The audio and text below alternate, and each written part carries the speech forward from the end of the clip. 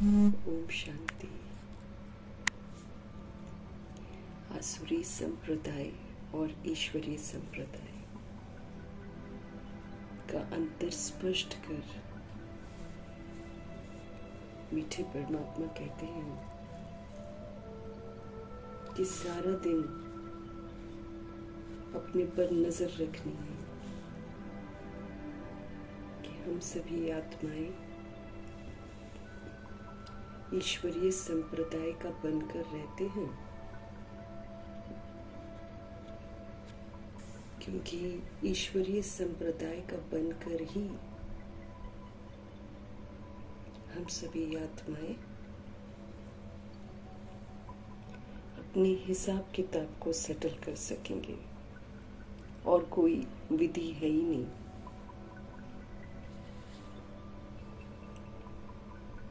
Body conscious होकर हमने drama को बिगाड़ा है। अब सोल कॉन्शियस बनकर ईश्वरीय संप्रदाय का बनकर हमें ड्रामा में की हुई जो गलतियां हैं उसको सुधारना है। ड्रामा को, प्रकृति को राजी करना है, तब हम उनकी सजाओं से बच सकेंगे।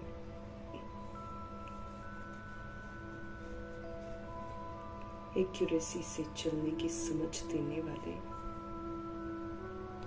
शिव पिता परमात्मा जी का हम सब तहे दिल से धन्यवाद करेंगे। एक्यूरेसी से चलकर ईश्वरीय संप्रदाय के हैं इसका सबूत देने वाले व्यक्त ब्रह्मा, अव्यक्त ब्रह्मा, गुप्त बड़ी माँ, big brother, great great grandfather का रोल प्ले करने वाली आत्मा जो हमारे लिए एक मार्गदर्शक है, उनका हम तहे दिल से धन्यवाद करेंगे। धन्यवाद करते हुए दोनों जबरदस्त लाइट्स को हाजिर नाजिर करते हुए मीठे मीठे परमपिता परमात्मा जी के महावाक्य हम उन्हीं से समझेंगे। उनकी समझ पूरे वायुमंडल में, पूरे तत्वों में, पूरी प्रकृति में फैले, दिल से दुआ करेंगे।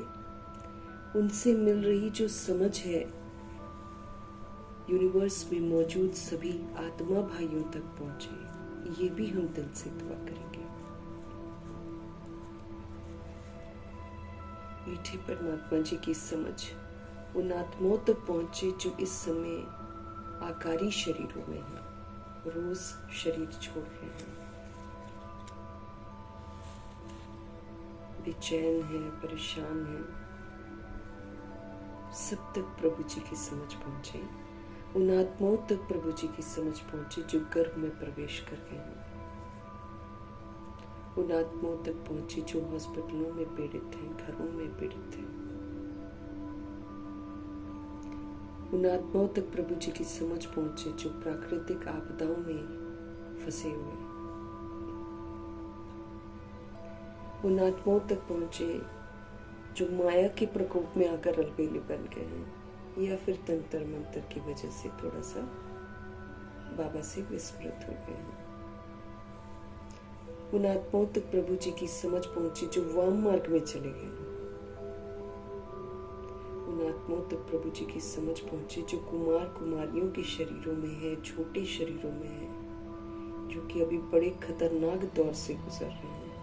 ऐसी आत्माओं तक प्रभु जी की समझ पहुंचे और ये आत्माएं प्रभु से जुड़ी रहे, दिल से दुआ करेंगे।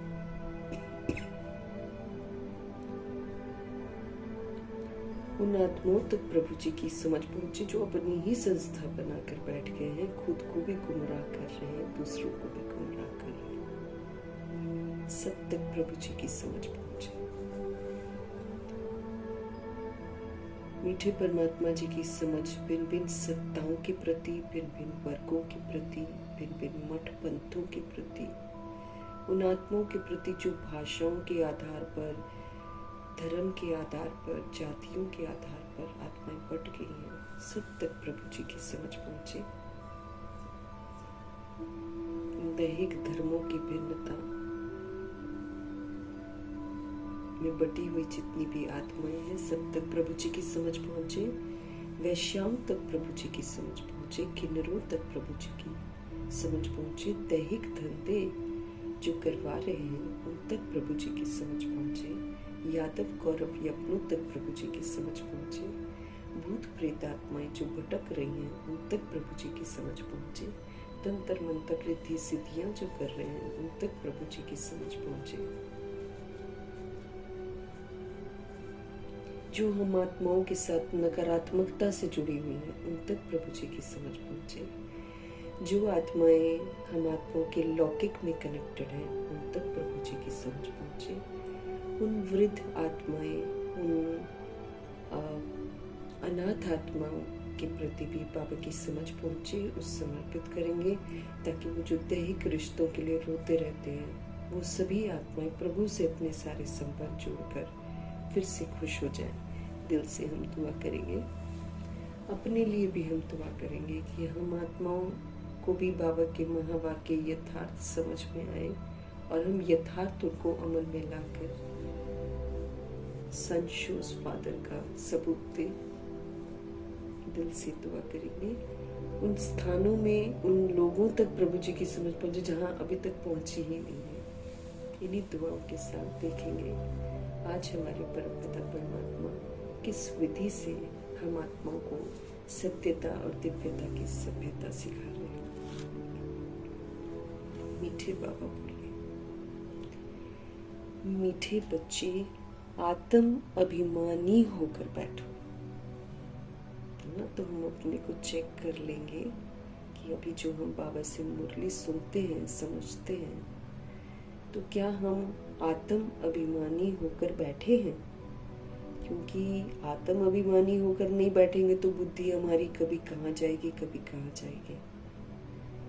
शुद्ध अभिमान की आत्मा हूँ, परमात्मा का बच्चा हूँ, उनसे पढ़ रहा हूँ, तो सारा ध्यान जो है बाबा में होने के लिए बहुत जरूरी है कि हम आत्म अभिमानी होकर बैठे, बॉडी कॉन्शियस होकर नहीं बैठे। हम अंदर घोटते रहो, मैं आत्मा हूँ, आत्मा हूँ, आत्मा हूँ। ये पाठ जल्दी पक्का नहीं होता है ना, इसलिए बाबा इसको पक्का कराते हैं। नहीं तो बार बार फिर मुरली भी संपन्न होती है तो फिर अपने नाम रूप में आ जाते हैं, फिर नाम रूप के रिश्तों में आ जाते हैं।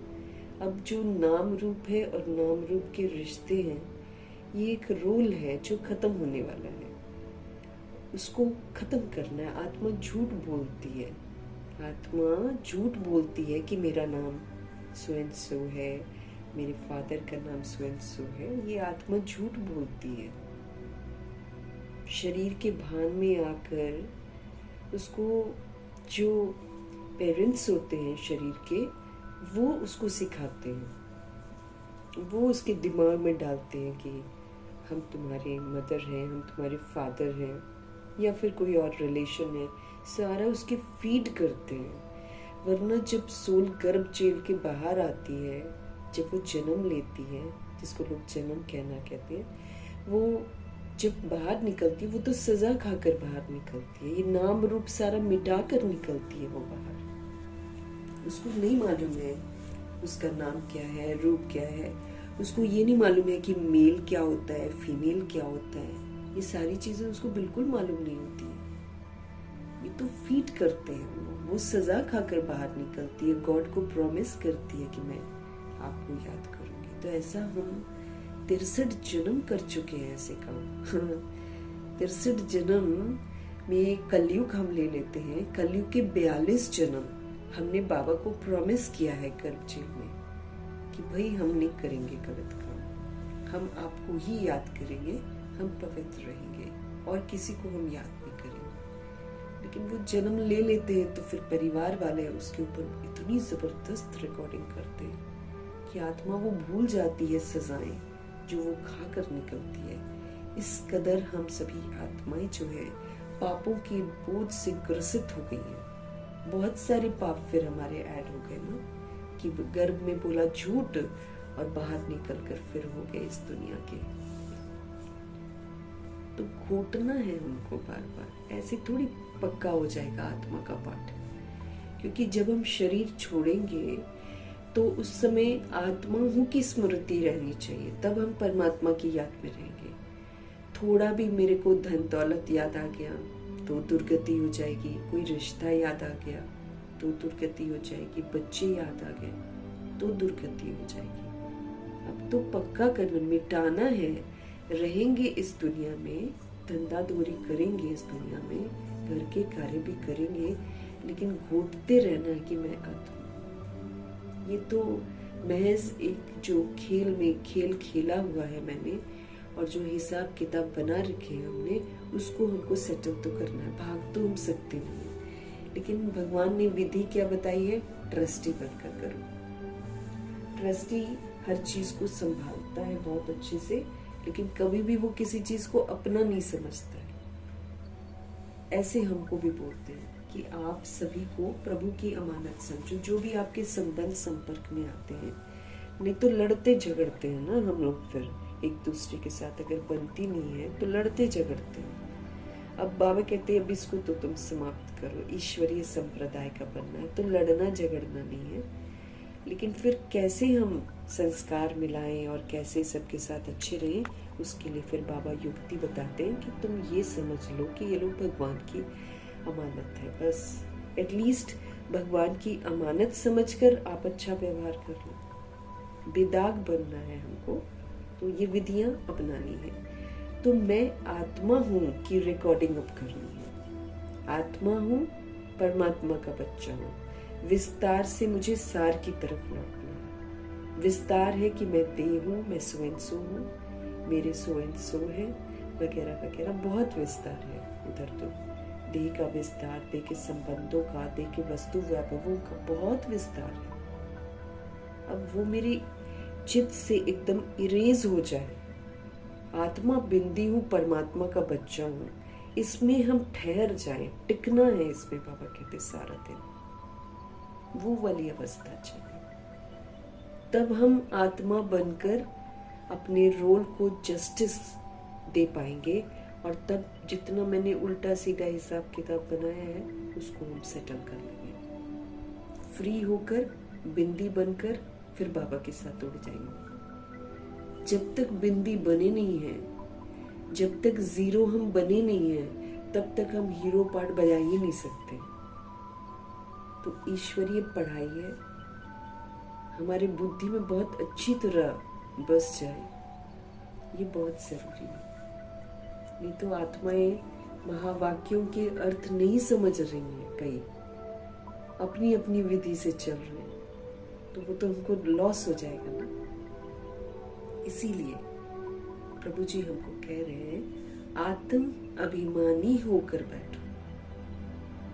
शुद्ध अभिमान, मैं सोल परमात्मा का बच्चा हूं। सब स्मृति से ही सारा कुछ चेंज हो जाता है, और ये सत्य है, बाकी सारा झूठ है। तो इस सत्य में स्थित होने के लिए अंदर घोटना तो पड़ेगा ना।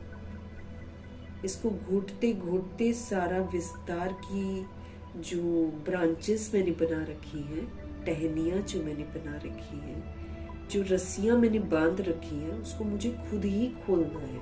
समझ से जबरदस्ती खुलवाया जाएगा तो अपने को दुख बहुत होगा। इसीलिए समझ से खुद ही जो मैंने रस्सियां बांधी हैं उसको बुद्धि से खोलते जाना है। सबको प्रभु की अमानत समझकर, दुआएं देकर, शुभ भावना, शुभ कामना से अपने को निर्बंधन बनाना है। ये विधि बताते हैं बाबा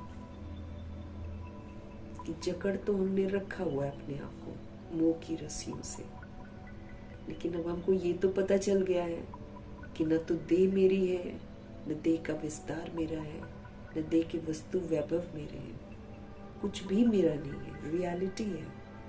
इसको आंख बंद कर लेंगे तो वो मेरी गलती है, लेकिन रियलाइज कर लेंगे तो समझ से फिर इसको हम छोड़ते जाएंगे। बुद्धि से रहेंगे साथ में, लेकिन बुद्धि से जो अटैचमेंट है ना, वो अटैचमेंट के साथ पार्ट नहीं बजाएंगे। तब मेरे जीवन मुक्ति के संस्कार बनेंगे, तब मैं आत्मा जीवन मुक्त दुनिया सुख धाम में जाने का पासपोर्ट प्राप्त कर सकती हूँ। अदरवाइज तो नो चांस। 1250 years सतयुग, उसमें 111 में वही सोल जाएगी जो संगम युग में बहुत काल तक आत्म अभिमानी होने का सबूत देगी।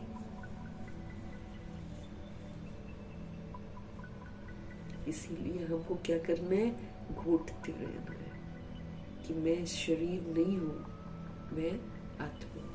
अब चूंकि शरीर नहीं हूं इसलिए शरीर का विस्तार मेरा नहीं है। मैं सोल हूं। एज ए सोल मेरे चाचा, मामा, काका, मदर, फादर, ब्रदर, सिस्टर, साजन, बच्चा सब शिव बाबा है। वो भी बाबा इसलिए सब संबंधी बनते हैं ताकि हम सब इधर के जो बंधन बना रखे ना, जिनसे हमको दुख की प्राप्ति होती है और आगे भी होनी है, उनसे हम पहले ही छूट जाए, भगवान जी को बना ले अपना सब कुछ, तो फिर दिक्कत नहीं होगी हमको। इसलिए बाबा हमको बोल रहे हैं, आत्म अभिमानी होकर बैठो तो तुमको बातें समझ में आए। देही अभिमानी बनो। अब सिर्फ मैं आत्मा हूं कहना नहीं है कि मैं आत्मा हूं, मैं आत्मा हूं, मैं आत्मा हूं, घोट दिया नहीं, रियलाइज करना है मैं ज्योति बिंदु हूं। उल्टी सीढ़ी पूरी उतर कर जीरो बनना है मेरे को। उल्टी सीढ़ी हमने चढ़ लिया, बहुत विस्तार किया है, अब रियलाइजेशन हुआ सारा झूठ है। उल्टी सीढ़ी को नीचे उतरेंगे, नीचे उतरते उतरते सारे झूठ को बुद्धि से हटाते जाएंगे। अब फिर जब बिंदी बन जाएंगे ना, फुल स्टॉप लग जाएगा, फिर नई वाली सीढ़ी को चढ़ना है। जब तक हम पुराने से नीचे नहीं उतरते हैं और नई में चढ़ने की कोशिश करते हैं, हम नाकामयाब रहते हैं। वो उधर से उतरे हैं नहीं, इधर से नई चढ़ने लग जाते हैं, फिर कभी इधर, कभी उधर, कभी इधर, कभी उधर, फिर हम क्या बन जाते हैं, जरासंधी। मीठे परमात्मा कहते हैं, फिर न तो तुम आसुरी संप्रदाय के रहे तो न तुम दैवी संप्रदाय के रहे। उधर तो खत्म हो जाएगा, इधर भी एक्सेप्ट नहीं होगा, तो फिर कैसे करेंगे, फिर हम जार जार रोएंगे। इसलिए मीठे परमात्मा को समझते रहे, देही अभिमानी बनो। अब एज देही अभिमानी मेरा तो बहुत बड़ा रिस्पॉन्सिबिलिटी हो जाता है। अगर आत्मा हूं, परमात्मा का बच्चा हूं, तो सबसे पहले तो मुझे विश्व कल्याणकारी, क्षमाशील, रहम दिल, परोपकारी, शुभ भावना, शुभ कामना, सदा शांत, सदा सुख स्वरूप, सदा प्रेम स्वरूप, सदा आनंद स्वरूप, सदा शक्ति स्वरूप, सदा ज्ञान स्वरूप रंगों कर रहना है। सबको आत्मा रूप में देखना है, सबको आत्मिक दृष्टि, और सिर्फ आत्मा रूप नहीं, सदोगुणी आत्मा के रूप में देखना। अजामिल जैसे को भी सदोगुणी आत्मा के रूप में देखना। बहुत बड़ी रिस्पॉन्सिबिलिटी है देही अभिमानी बनना। मैं आत्मा हूं जब हम कहते हैं तो मेरे ऊपर बहुत बड़ी रिस्पॉन्सिबिलिटी है। फिर एज ए सोल मुझे पार्ट बजाना पड़ेगा। As a soul, as a child of God father, मेरा तो फिर उठना, बैठना, चलना फिरना, व्यवहार में आना, इन सब में परिवर्तन चाहिए। घमंड खत्म, अहंकार जो देह का है खत्म हो जाना है। तो भगवान जी क्या कह रहे हैं, अंदर घोटते रहो कि मैं आत्मा हूं, और फिर देही अभिमानी बनो। पुनः बाबा हमको समझते रहे, सच्चा चार्ट रखो तो समझदार बनते जाएंगे, बहुत फायदा होगा। सारा दिन मैं आत्मा आत्मा बनकर रही कि नहीं रही, उसका चार्ट रखना है। मैं आत्मा आत्मा बनकर रहूंगी तो बाबा की यादों में रहूंगी, राइटियस कर्मा ही करूंगी फिर मैं। इसकी बाबा कहते हैं अपना सच्चा सच्चा चार्ट रखो। खाली बोलने से नहीं होगा ना कि हम बोल रहे हैं कि हम आत्मा हैं, जी हम आत्मा हैं, नहीं, वो तो फिर और हम खुद भी बोलते हैं और फिर दूसरों को भी बोलते हैं और फिर हम बनते नहीं है, तो फिर इसकी तो मार हमको और पड़ेगी, क्योंकि यहाँ तो करके फिर बोलने का है ना। तो इसलिए बाबा हमारे को पाठ पक्का करा रहे हैं फिर से, क्योंकि वो देखते हैं कि आत्मा का पाठ पक्का नहीं हुआ है। जब हम आत्मा है तो फिर हम हर समय आत्मा है। ये नहीं कि हम मुरली पढ़ने समय आत्मा समझे और फिर बाहर की दुनिया में जाकर फिर हम अपने आप को शरीर समझे, नहीं। बाबा कहते हैं आत्म अभिमानी होकर बैठो, अंदर आप घूटते रहो कि मैं आत्मा हूँ। फिर देही अभिमानी बनो, अर्थात आत्मा कैसी होती है? सदा खुश, सदा संतुष्ट, सदा शांत, सदा सुखी, सदा प्रेम स्वरूप, सदा आनंद स्वरूप, सदा समझ स्वरूप, सदा शक्ति स्वरूप। फिर सारी शक्तियां हो मेरे पास। बहुत गहरी रिस्पॉन्सिबिलिटी है देही अभिमानी बनना। इसका चार्ट रखो तो बाबा कहते हैं आप क्या हो जाओगे? आप समझदार बनते जाओगे, बहुत फायदा होगा आपको। प्रश्न है बाबा का, बेहद के नाटक को समझने वाले बच्चे किस एक लॉ को अच्छी रीति समझते हैं? जो ये 5000 वर्ष का ड्रामा है या नाटक है, ये बेहद का नाटक है ना। इतना बड़ा नाटक तो कोई भी नहीं होता 5000 वर्ष का, इसलिए इसको बेहद का नाटक बाबा बोलते हैं। तो बेहद के नाटक को जो समझते हैं बच्चे, वो किस एक लॉ को अच्छी रीति समझते हैं? उत्तर है प्रभु जी का, ये अविनाशी नाटक है। ये कभी विनाश नहीं होता, क्योंकि आत्मा ही अविनाशी है, तो क्या विनाश होएगा ये? हाँ, हम आत्माओं ने तो नाटक बना दिया।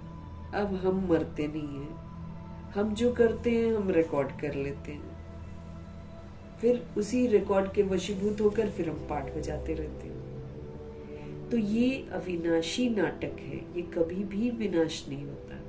इसमें हर एक पाठधारी को पाठ बजाने अपने समय पर आना ही है।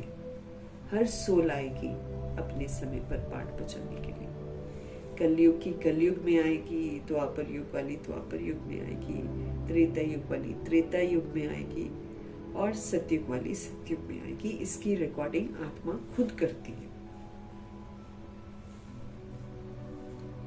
तो इसमें हर एक पाठधारी, इस बेहद के नाटक में हर एक पाठधारी जो है वो अपने अपने समय पर, है ना, आना ही है उसको। कोई कहे कि हम सदा ही शांति धाम में रह जाएं, है ना। कोई अगर कह दे कि हम तो भाई सदा शांति धाम में ही रहें, तो ये तो मुमकिन नहीं है। तो ये लॉ नहीं है, उसे तो पाठधारी ही नहीं कहेंगे। फिर जो शांति धाम में ही रहे तो फिर उसको तो पाठधारी नहीं कहेंगे ना। ये बेहद की बातें, बेहद का बाप ही तुम्हें सुनाते हैं। तो हम आत्मा रूपी एक्टर्स हैं, हम एक्टिंग करते हैं। हम आत्मा रूपी एक्टर्स हैं। हम इस सृष्टि पर आते हैं, 5 तत्वों का हम शरीर लेते हैं और फिर हम पाठ बजाते हैं। इसलिए बाबा कहते हैं ये जो बेहद का नाटक है ना, इसको जो अच्छी रीति समझ जाते हैं वो फिर एक लॉ को अच्छी रीति समझ जाते हैं। लॉ क्या है कि ये नाटक कभी भी विनाश नहीं होता। दूसरा, इसमें हर एक पाठधारी, हर एक सोल जो है वो पाठ बजाने के लिए अपने समय पर आती जरूर है। कोई अगर कह दे कि हम तो शांति धाम में ही सदा रहें, तो बाबा कहते दैट इज नॉट पॉसिबल, है ना। बैठ जाए वहां पर, तो ये तो लॉ नहीं है। उसे तो फिर बाबा कहते पाठधारी तो बोलेंगे ही नहीं, है ना। और ये बेहद की बातें बेहद के बाप ही हम आत्माओं को सुनाते हैं। ओम शांति। अपने को आत्मा समझकर बैठो।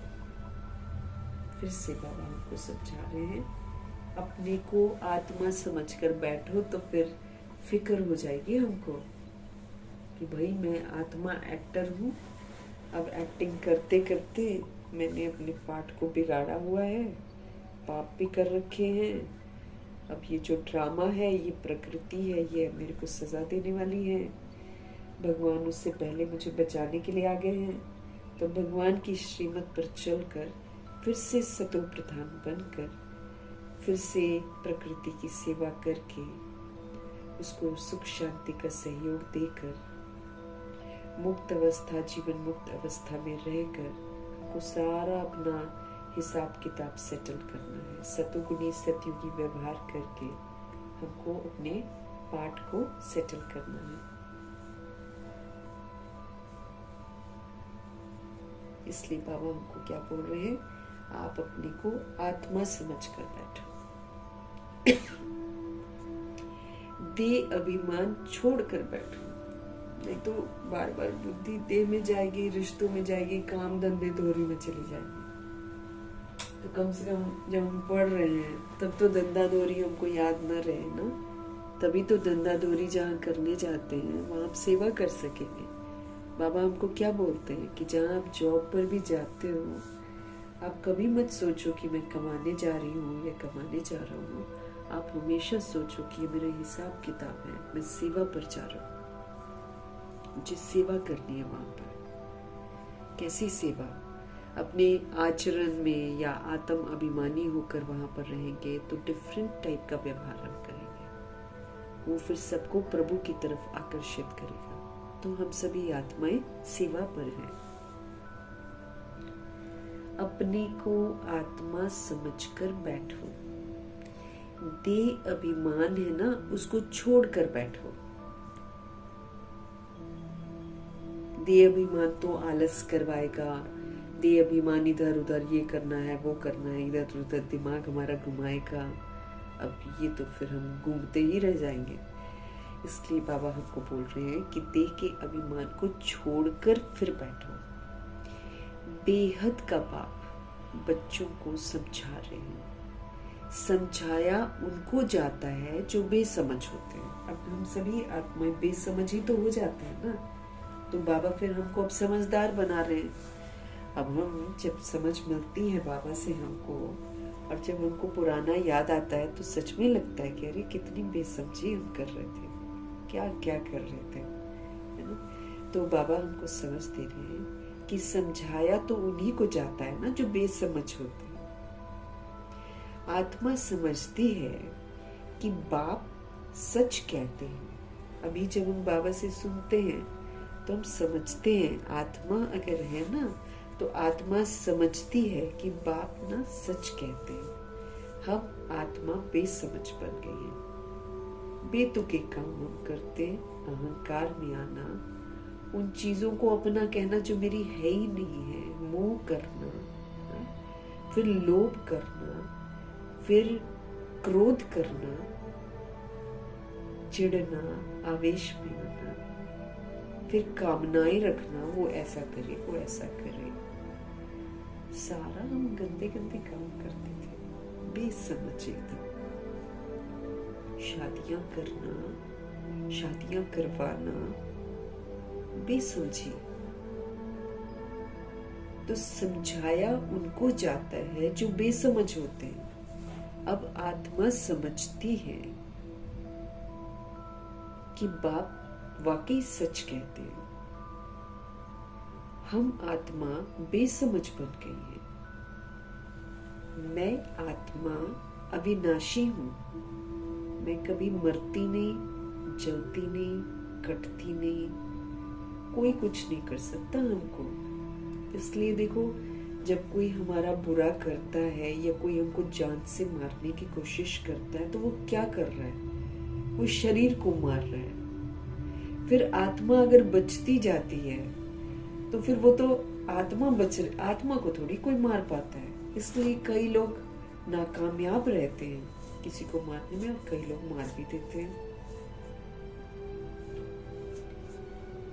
तो बाबा आकर समझ देते हैं कि सोल जो पाठ बजाती है शरीर के द्वारा, एक रिश्ता बनकर मेरे घर में आती है, वो नहीं मरती है, शरीर मर जाता है। तो शरीर तो जड़ है,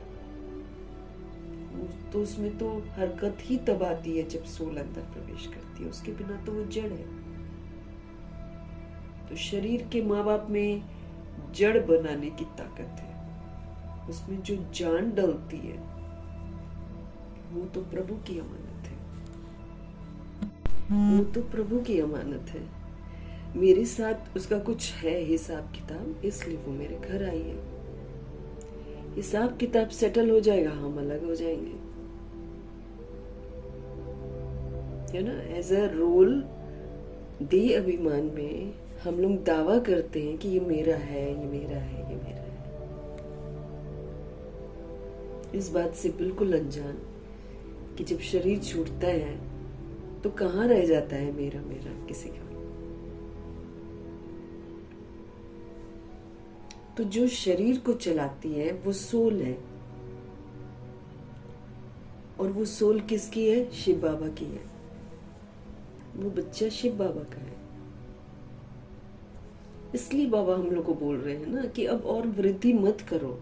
तुम विकारों की वृद्धि करोगे, उसके बाद फिर उसके साथ तुम्हारा अटैचमेंट हो जाएगा, फिर तुम ही दुखी होगे, तुम्ही को छोड़ना पड़ेगा। समझाते हैं बाबा हमको, लेकिन क्या होता है कि शरीर दिखाई दे रहा होता है, आत्मा तो दिखाई देती नहीं है। बस वो शरीर माँ बाप को रिजेंबल करता है, या लोग सोचते हैं कि बस मेरा है ये मेरा बच्चा है, मेरा बच्चा है। कितना मुंह में फंसी पड़ी है सारी दुनिया, ये पता ही नहीं है आत्मा पिछला कहीं शरीर छोड़कर इधर आई है। पता होता है क्या हमको? ऐसे ही करती है ना, शरीर ऑलरेडी लिया होता है, उसका पार्ट बजाकर शरीर छोड़कर किसी के घर में जाकर सोल जन्म लेती है। पैदा होते ही पत्री कहाँ से बन रही है? इसीलिए तो बन रही है ना। कहाँ से बन जाता है? अभी उसने कर्म कोई किया नहीं है, उसकी पत्री पूरी तैयार रहती है। पंडित जी उसी समय बनाते हैं ना, फिर बताते हैं कि ये इस दशा का, इस दशा का, ये पूजा करा लो, वो पूजा करा लो, वगैरह वगैरह बोलते हैं ना। दैट मीन्स ऑलरेडी वो पार्ट कहीं से बजा कर आई हुई है।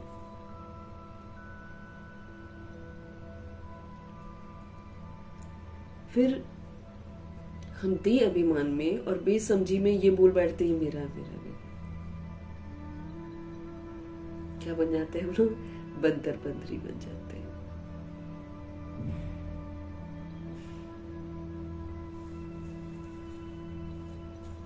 बाबा समझ दे रहे हैं हमको कि वही पहले ही तुम समझदार बन जाओ।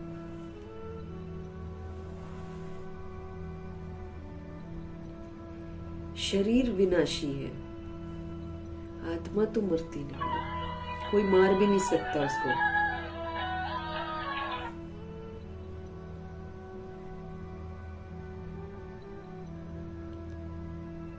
मैं आत्म अभिमान छोड़ दे अभिमान में फंस पड़ा हूं। अपने आप को समझाना है कि मैं आत्मा के शुद्ध अभिमान को छोड़ दे अभिमान में फंस पड़ा हूं। एज अ बॉडी हम करते हैं ये मेरा है, मेरा है, मेरा है।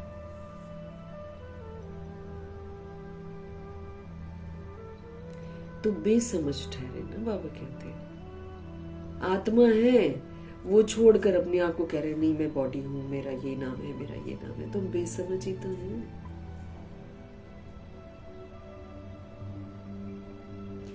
बाप कहते हैं सब बच्चे बेसमझ हो पड़े हैं दे अभिमान में आकर। आज दुनिया की हालत जब हम देखेंगे, सारा दे अभिमान का परिणाम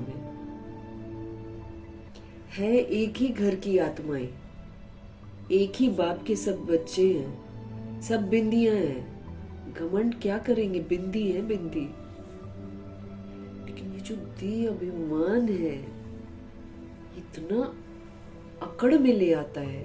वाकई रावण, कंस, जरासंधी, दुर्योधन, धृतराष्ट्र, शकुनी बना देता है। आज महाभारत के सारे कैरेक्टर्स हैं, रामायण के सारे कैरेक्टर्स धरती पर मौजूद हैं। अब वो वाला रावण 10 शीश वाला नहीं अब तो रावण मौजूद है, सबके अंदर रावण है।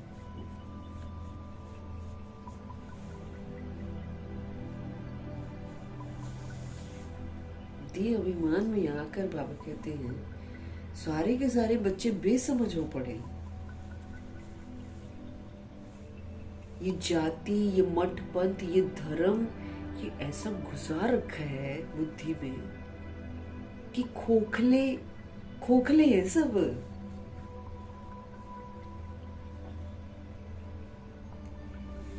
जीते जी दिमाग में घुसा हुआ भैया हिंदू है तो हम जलाएंगे और मुस्लिम क्रिश्चियन है तो हम दफनाएंगे। प्रकृति ने मुसलमानों को जला दिया और हिंदुओं को दफना दिया। ये समझ में नहीं आता किसी को।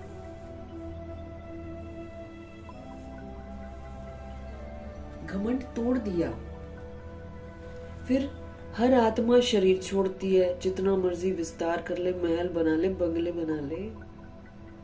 ये बंगले बनाने वाले सोच रहे हैं ना कि बस हम तो बस अब इसमें आ गए हैं, बस हम तो ऐसे ही रहेंगे। बिलियनर बनना है हमको, ये बनना है। उसके अहंकार के चक्कर में कितने गरीबों को रौंदते हैं, कितने लोगों को खाने को नहीं मिलता है। कोई नहीं, दिमाग ही खराब हो गया ना सबका। पैसा इस तरह दिमाग में घुस गया है, वो अजामिल जैसा पापी बना देता है और फिर अजामिल जैसे पाप करने वालों को सपोर्ट करता है। आज का यही सीन है कि खुद भी गंदे पाप कर रहे हैं और जो गंदे पाप कर रहे हैं उनको ही बढ़ावा दे रहे हैं, उनकी महिमा कर रहे हैं। क्यों हो गया? देह का अभिमान।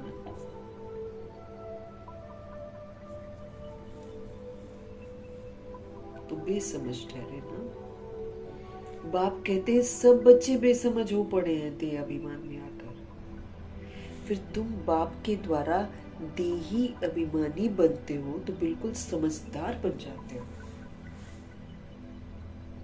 अब हम विकारों में न जाएं तो हम समझदार हैं। बाबा आकर फिर हमको सिखाते, भाई तुम दूसरों का चिंतन, तुम दूसरों का दर्शन, तुम दूसरों को दोष ये सब मत करो। तुम स्व चिंतन करो, प्रभु चिंतन करो, ज्ञान चिंतन करो, शुभ चिंतन करो। ऐसे करके बाबा हमको सभ्यता सिखाते।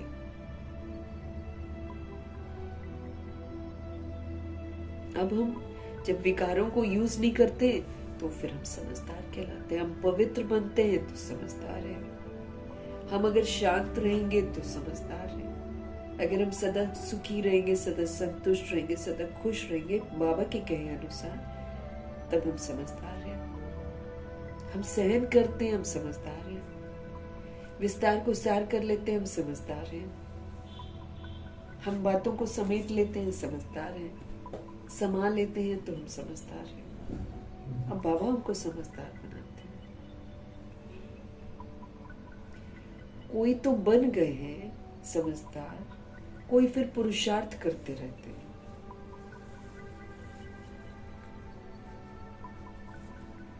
कोई तो बाबा कहते हैं समझदार है ना। समझदारी इसमें भी है, बिंदी लगाओ।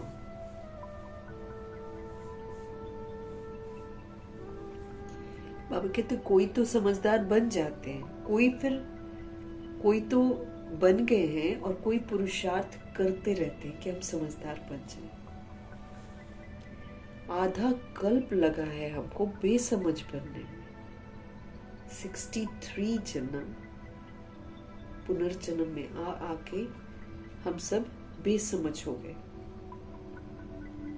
अब इस अंतिम जन्म में, अब इस छोटे से जन्म में हम जब भी आते हैं ना, हम कोई 100 वर्ष वाले जन्म में सब थोड़ी आ जाते हैं। ब्रह्मा जी की तरह थोड़ी है।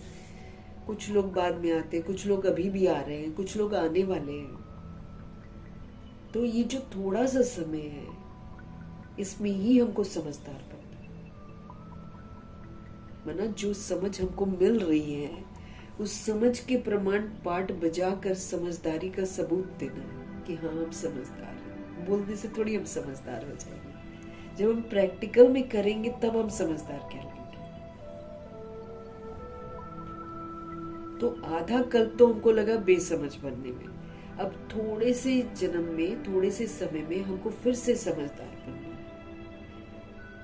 आधा कल्प से बेसमझ होते होते 100% बेसमझ हम बन जाते हैं। बेसमझी शुरू होती है हमारी द्वापर से, जब भ्रिकुटी से नजर उतरती है आंखों तक, वहां से मेरी बेसमझी शुरू। उसके बाद समझते समझते अब तो पूरे शरीर को देखना, शरीर को निहारना, शरीर शरीर शरीर शरीर शरीर, बस तो पूरा 100% हम बेसमझ बन जाते हैं। दे अभिमान में आकर ड्रामा प्लान अनुसार तुम गिरते ही आए हो। अब जैसे जैसे अभिमान बढ़ता गया वैसे वैसे हम आत्माएं गिरती चली गई। अभी तुमको समझ मिली है, फिर भी पुरुषार्थ तो बहुत करना है। समझ तो हमको रोज मिलती है, लेकिन जो बाबा कहते हैं उसको करने का पुरुषार्थ तो हमको करना ही है ना।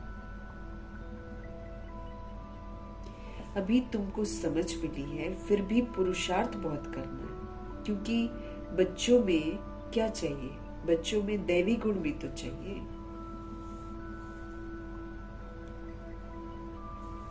अब दैवी गुण भी चाहिए तो ऐसे तो दैवी गुण मेरे अंदर नहीं आने वाले।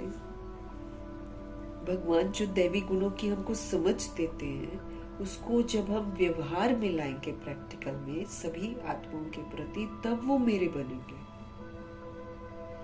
एक के प्रति मैं आसुरी गुण यूज कर लूं, एक के प्रति मैं दैवी गुण यूज कर लूं, ये नहीं चलेगा। यहाँ पर दैवी गुण यूज करने हैं तो व्यवहार में सभी सोल्स के साथ यूज करना है। इसमें क्या है, इससे फिर हम सहनशील बनते हैं, और सहनशील बनकर क्या होता है, डायरेक्ट और इनडायरेक्ट हम आज सृष्टि को ऐसा बनाने के निमित्त हैं। अब इसको ठीक भी तो करना है ना। तो जब हम सहन कर लेते हैं तो हम उसको ठीक करने में मददगार बन रहे हैं। इसलिए कल कितना सुंदर बाबा ने सहनशीलता में समझाया था ना, कर्मयोगी फरिश्ता में। सहनशीलता होती क्या है? ये नहीं कि जबरदस्ती हम सहन कर रहे हैं, नहीं, बड़े प्यार से, बड़ी समझ से, जैसे ब्रह्मा जी थे सहनशीलता के, वो तो एकदम जबरदस्त उन्होंने सबूत दिया सहनशीलता का।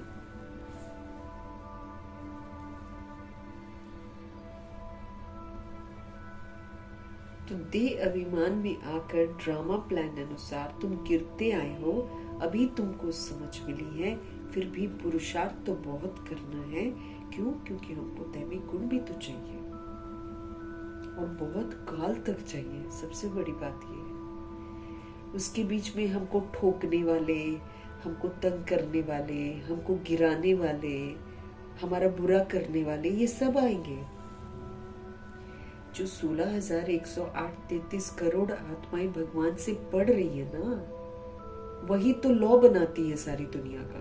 जो द्वापर युग में, कलयुग में आती है आत्माएं, वो तो लॉ को फॉलो कर लेती हैं।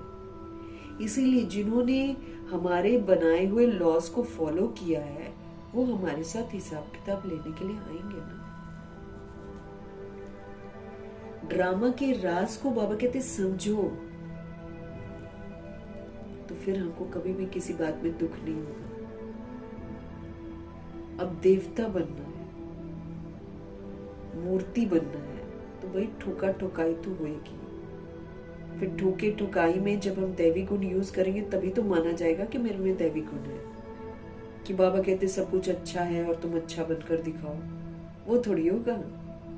सब कुछ उलट पुलट, जैसे ब्रह्मा जी को खूब गालियां मिली, खूब अपशब्द सुनने को मिली, दादा लेखराज के रूप में नहीं मिले, लेकिन ब्रह्मा बनते ही मिले। तो उन्होंने क्या किया? सहनशील रहे, खुश रहे, संतुष्ट रहे, कोई बात नहीं, दुआएं ही दी सबको, तो बन गए ना नंबर 1 नारायण जी, पूजनीय बन गए।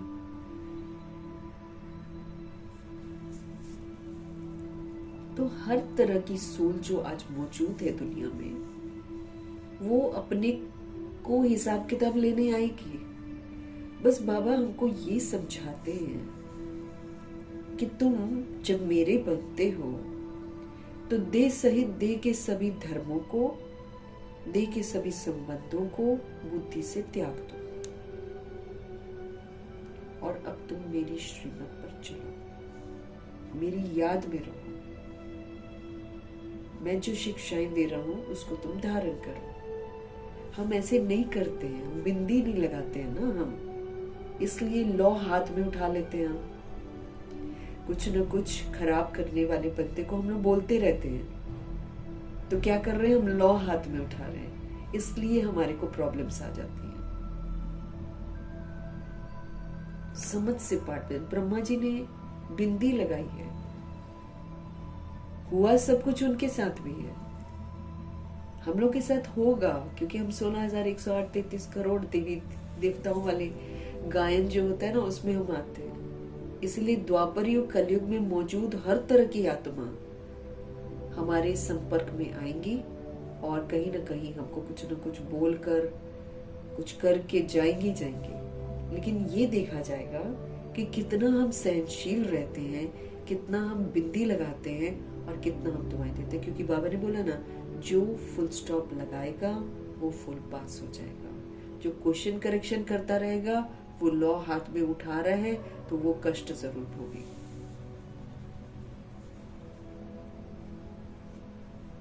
ड्रामा के राज को समझना है हमको। उसके साथ अच्छा व्यवहार करना, उसके साथ अच्छा नहीं करना, ऐसा नहीं करना है।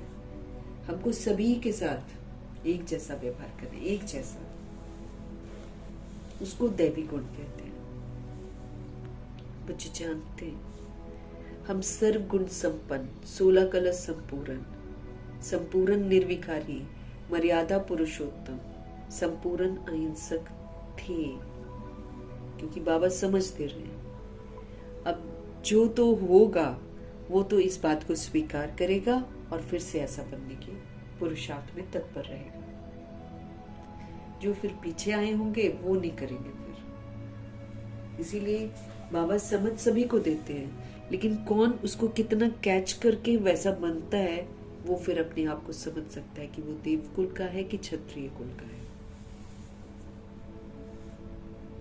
तो बाबा ने हमको समझ दी है कि हम 16 सर्वगुण संपन्न थे, संपूर्ण निर्विकारी थे और 16 कलश संपूर्ण बेदाग हीरा थे, मर्यादा पुरुषोत्तम थे और संपूर्ण अहिंसक थे। ये बाबा ने हमको समझ दी है। अब ऐसा हमको फिर बनना है।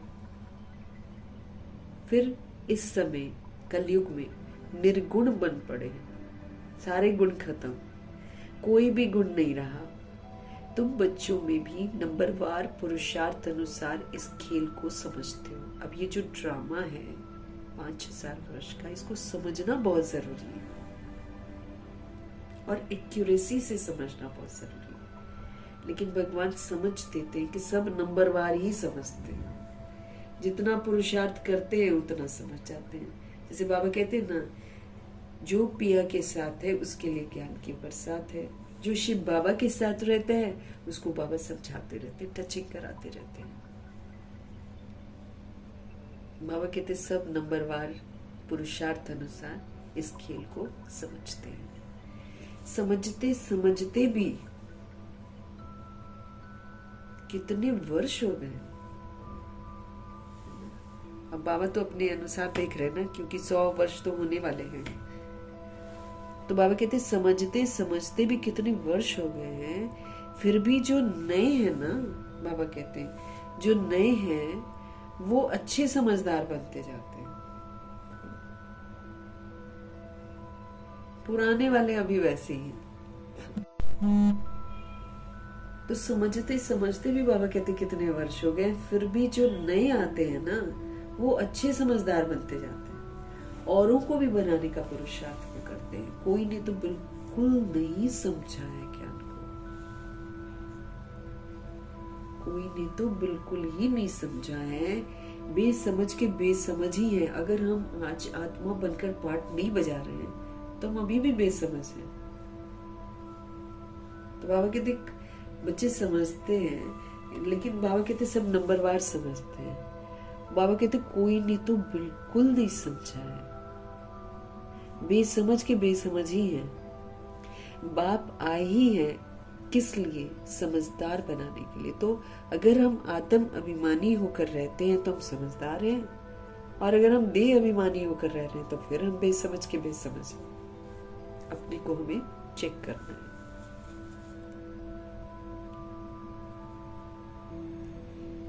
बच्चे समझते भी हैं कि माया के कारण हम बेसमझ बने हैं। हम पूज्य थे तो हम समझदार थे, फिर हम ही पुजारी बनकर बेसमझ बने हैं। समझ रहे हैं ना बाबा से हम लोग? आदि सनातन देवी देवता धर्म जो है वो प्राय लोप हो गया है, उसके यादगार जड़ चित्र हैं, लेकिन वो जो देवी देवता धर्म जो चैतन्य में नारायण जी और लक्ष्मी जी थे, वो नहीं है। यादगार है, मंदिर हैं, मूर्तियां हैं।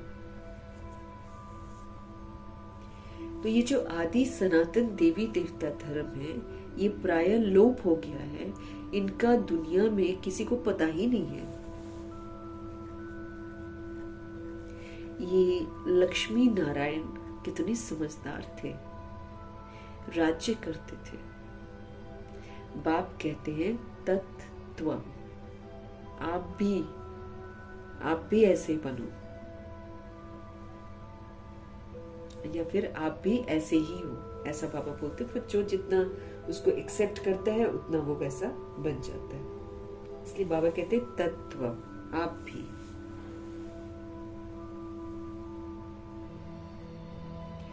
तुम भी अपने लिए ऐसे ही समझो। तत्व का अर्थ बाबा स्पष्ट कर रहे हैं कि तुम भी अपने लिए ऐसे ही समझो कि हम लक्ष्मी नारायण के घराने में आने वाली आत्माएं हैं, समझदार हैं।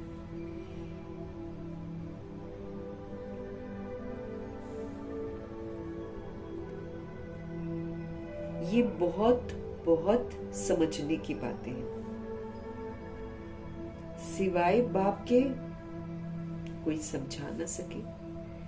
अभी महसूस होता है कि बाप ही ऊंच ते ऊंच, समझदार ते समझदार होगा ना।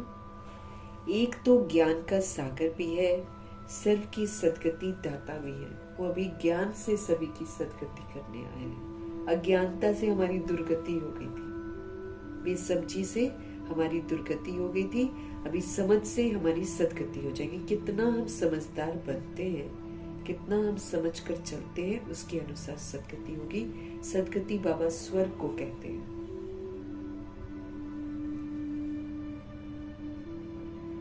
तो शिव बाबा ज्ञान के सागर भी हैं और शिव बाबा फिर सदगति दाता भी है। बाबा पतित पावन भी है। एक की ही सारी महिमा है, सारी महिमा शिव बाबा की ही है। इतना ऊंच ते ऊंच बाप आकर के बच्चे बच्चे कैसे अच्छी रीति हमें हर बात समझाते हैं। बच्चे अब पावन बनना है, उसके लिए बाप एक ही दवाई देते हैं। कहते हैं योग से तुम भविष्य 21 जन्म निरोगी बन जाएंगे। तुम योग लगाओ, बाबा कहते हैं। पावर हाउस शिव पिता परमात्मा के साथ कनेक्टेड रहो, तो फिर फ्यूचर में 21 जन्म फिर अपने को कोई रोग नहीं लगेगा। हम क्या बन जाएंगे? निरोगी बन जाएंगे। तुम्हारे सारे रोग दुख सब खत्म हो जाएंगे। तुम मुक्ति धाम में चले जाएंगे। अविनाशी सर्जन के पास एक ही दवाई है, एक ही इंजेक्शन है। आत्मा को आए लगाते हैं। एक इंजेक्शन है, एक ही दवाई है जो बाबा आकर हम आत्मा को देते हैं और लगाते हैं। ऐसे नहीं कोई मनुष्य बैरिस्ट्री भी करेंगे, इंजीनियरिंग भी करेंगे, नहीं। हर एक आदमी अपने धंधे में ही लग जाते हैं। बाप को कहते हैं आकर पतित से पावन बनो, क्योंकि पतित पने में दुख है। हर आत्मा दुखी हो जाती है पतित बनने के बाद। शरीर के रोग भी उसको लगते हैं, फिर धीरे धीरे पहले अच्छा संबंध होता है, फिर उसके बाद लड़ाई झगड़े, दिस दैट, असंतुष्टता सारा शुरू हो जाता है। आजकल तो शादियां ही खतरनाक है। करके फिर मर्डर कर रहे हैं, कोई किसी को काट के टुकड़े कर रहा है, कोई नमक लगा रहा है। दोस्त के घर जा रहा है उसका जन्मदिन मनाने के लिए और दोस्त उसका खून कर दे रहा है। हिसाब किताब न जाने कैसे कैसे सब लोग आपस में हिसाब किताब के तहत अब मिल रहे हैं। इसलिए अब तो जो है ना विकारी हथियाला बांधने में भी खतरा है।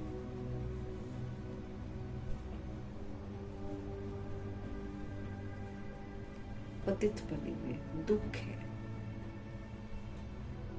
विकारी हत्याला बांधकर सब दुखी तो होते हैं, बाद में शरीर से भी रोगी हो जाते हैं। फिर जो रिश्तों का विस्तार करते, जब वो रिश्ते छोड़ देते हैं तो कैसा लगता है, दुख पाता है ना इंसान। जब वृद्ध बॉडी हो जाती है तो लोग तंग आने लग जाते हैं, जब बीमार हो जाता है तंग आने लग जाते हैं रिश्ते। माँ बाप के रोल में बच्चा अगर अपाहिज भी होगा तो माँ बाप के रोल में सोल जो है वो अपाहिज बच्चे को भी बड़ा अच्छे से रखती है, लेकिन शरीर के माँ बाप अपाहिज हो जाए तो बच्चे रखना नहीं चाहते हैं। ये वो वाला दौर चल रहा है। तो रोल जो है ये सिर्फ कार्मिक अकाउंट है।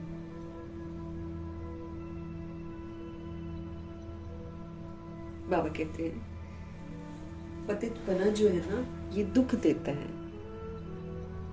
तो 21 जन्म के लिए अगर निरोगी बनना है तो बाबा कहते हैं फिर योग में रहो। अविनाशी सर्जन के पास एक ही दवाई है, एक ही इंजेक्शन है जो आत्मा को लगाते हैं। ऐसे नहीं कोई मनुष्य बैरिस्ट्री भी करेगा, इंजीनियरिंग भी करेगा, नहीं। हर एक आदमी अपने धंधे में ही लग जाते हैं। बाप को कहते हैं कि आकर हमको पतित से पावन बनाओ, क्योंकि पतित पने में दुख है। शांति धाम को पावन दुनिया नहीं कहेंगे, स्वर्ग को ही पावन दुनिया कहेंगे, क्योंकि वहां बॉडी लेकर पाठ बजाती है ना सोल। पावन दुनिया की बात कर रहे हैं, वो शांति धाम आत्माओं का घर है। ये भी समझाया है मनुष्य शांति और सुख चाहते हैं। हर सोल जो है वो शांति भी चाहती है, सुख भी चाहती है। अब वो इधर उधर जाएगी, साधु संतों के पास जाती है, कभी कहाँ जाती है, कभी कहीं घूमने जाएगी, कहीं अलग रहना चाहेगी, ऐसे ऐसे करती है ना। लेकिन ऐसे तो सुख शांति मिलता नहीं है। सुख शांति तो पवित्रता के बच्चे हैं। जब तक हमारी जिंदगी में पवित्रता नहीं है, सुख शांति हमारी जिंदगी में आ नहीं सकती है। ये बाबा आकर फिर हमको समझाते हैं। ये भी समझाया है कि मनुष्य शांति और सुख चाहते हैं। सच्ची सच्ची शांति तो वहां है जहां शरीर ही नहीं है, परम धाम में। उनको कहा जाता है शांति धाम। बॉडी नहीं है ना। बहुत कहते हैं शांति धाम में ही हम रहे, परंतु लॉ नहीं है। वो तो पाठधारी हुआ ही नहीं। फिर बच्चे नाटक को भी समझ गए हैं। जब एक्टर्स का पाठ होगा तब बाहर स्टेज पर आकर पाठ बजाएंगे। जो रिकॉर्डिंग करते हैं उसके अनुसार ही सोल्स फिर नीचे आती हैं, पाठ बजाती हैं। ये बेहद की बातें बेहद का बाप ही समझाते हैं। ज्ञान सागर भी शिव बाबा को ही कहा जाता है। सर्व के सदगति दाता पतित पावन भी वही है। सर्व को पावन बनाने वाले तत्व नहीं हो सकते हैं। अगर हम चाहें कि तत्व पावन बनाते हैं तो नहीं। तत्व जैसे गंगा स्नान करते हैं ना, पानी को सोचते हैं कि ये हमको पावन बनाएगा, तो नहीं, ऐसा नहीं होता है। तो बॉडी को धो धा के आ जाते हैं। तो बाकी सोल है बॉडी को चलाने वाली। उस सोल नहाकर, पानी से नहाने से थोड़ी पावन बन जाएगी। तो सर्व के सदगति दाता पतित पावन है। सर्व को पावन बनाने वाले तत्व नहीं हो सकते हैं। पानी आदि सब तत्व है ना, वो कैसे सदगति करेंगे? बाबा कहते हैं आत्मा ही पाठ बजाती है। हठ योग का भी पाठ आत्मा ही बजाती है। जो कठिन तपस्या करते हैं ना, वो हठ योग है, उसका पाठ भी आत्मा ही बजाती है। ये बातें भी जो समझदार है ना वही समझ सकते हैं। बाप ने कितना समझाया है। कोई ऐसी युक्ति रचो जो मनुष्य समझे कि कैसे पूज्य सो फिर पुजारी बनते हैं। युक्ति रचो बाबा कहते हैं, ताकि लोग समझे कि कैसे पूज्य से फिर पुजारी बनते हैं। पूज्य है नई दुनिया में, पुजारी हो जाते हैं पुरानी दुनिया में। पावन को पूज्य, पतित को पुजारी कहा जाता है। यहाँ तो सब पतित है, क्योंकि विकार से पैदा होते हैं ना सब यहाँ पर, इसलिए सब के सब पतित है।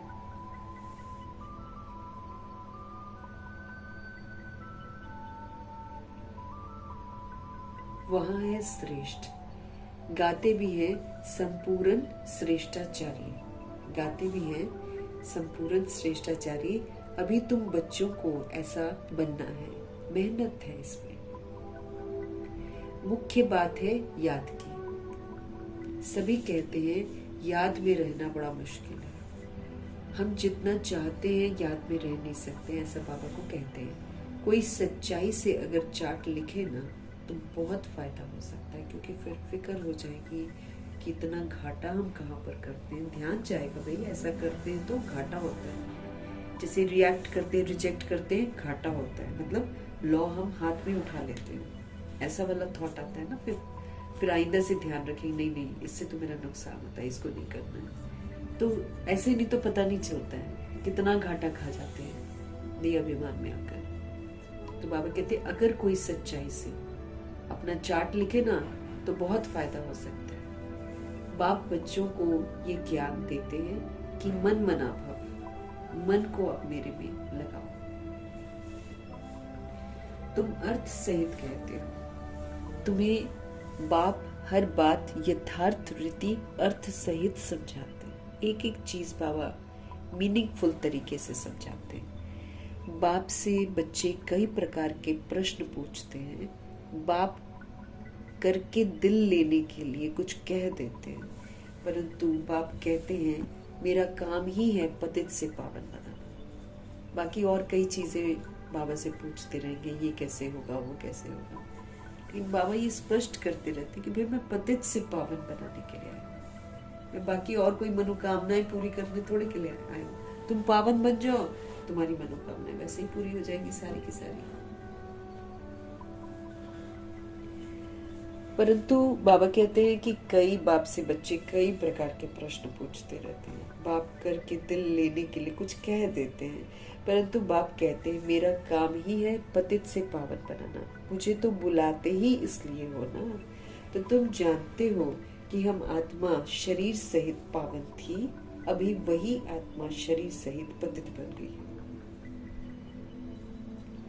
84 जन्मों का हिसाब है। तुम जानते हो अभी ये दुनिया जो है ना, ये कांटों का जंगल बन गई है।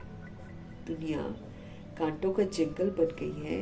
ये लक्ष्मी नारायण तो फूल है ना, उन्हों के आगे कांटे जाकर कहते हैं आप तो सर्वगुण संपन्न हो, आप तो 16 कला संपूर्ण हो, संपूर्ण निर्विकारी हो, मर्यादा पुरुषोत्तम हो, संपूर्ण अहिंसक हो, ऐसे करके महिमा करते हो। हम पापी हैं, हम कपटी हैं, ये भी बोल लेते हैं। सबसे बड़ा कांटा है ये काम विकार का, कामनाएं। बाप कहते हैं इस पर ही जीत पहनो, जगत जीत बनो। जब तक हमारे अंदर कामनाएं हैं तब तक हम गंदे के गंदे हैं। फिर कामना के चक्कर में ना, जब कामना पूरी नहीं होती है फिर उल्टा सीधा सोचेंगे, फिर दुश्मनी करेंगे, ऐसे करके फिर से हम बैड हिसाब किताब बनाते हैं। इसलिए बाबा हमको कहते हैं सबसे बड़ा कांटा ये काम विकार का है। बाप कहते हैं इस पर जीत पहन, जगत जीत बनो। मनुष्य कहते हैं भगवान को कोई न कोई रूप में आना ही है, भागीरथ पर विराजमान हो जाना है। भगवान को आना ही है पुरानी दुनिया को नया बनाने के लिए, और नई दुनिया को सतो प्रधान, पुरानी को तमो प्रधान कहा जाता है। ये भी बाबा हमको समझ देते हैं। भगवान को आना ही है कहाँ पर, पुरानी दुनिया को नया बनाने के लिए। अब नई दुनिया जो है वो सतो प्रधान है, अब पुरानी दुनिया तमो प्रधान है। जबकि अभी पुरानी दुनिया है तो फिर जरूर बाप को आना ही पड़े ना। फिर बाप को ही रचता कहा जाता है। बाबा लेकिन सुंदर रचना रचते हैं। वो सुंदर रचना फिर जन्म ले लेकर फिर गड़बड़ होती है। भगवान की रचना सुंदर है। पहले ब्राह्मणों को रचते हैं शूद्र जीवन से अडॉप्ट करके, फिर उसके बाद जो है वो फिर स्वर्ग की स्थापना करवाते हैं, फिर वहां पर उसका वर्षा देते हैं। तो बाप को ही रचता कहा जाता है। तुम बच्चों को कितना सहज करके समझाते हैं, आपको कितनी खुशी होनी चाहिए। बाकी किसका कर्म भोग का हिसाब किताब है, कुछ भी है वो तो भोगना है। इसमें बाबा आशीर्वाद नहीं करते हैं ना। हम जाकर बोले बाबा मेरा ये ठीक कर दो, बाबा मेरा वो ठीक कर दो, नहीं करेंगे ठीक ना। बाबा का कार्य ये है ही नहीं है। बाबा बोलते तुम प्योर बन जाओ, तुम बिंदी लगाओ, तुम श्रीमत पर चलो। तो जो तुमको आएगा ना प्रॉब्लम, उसका कष्ट नहीं होने दूंगा मैं।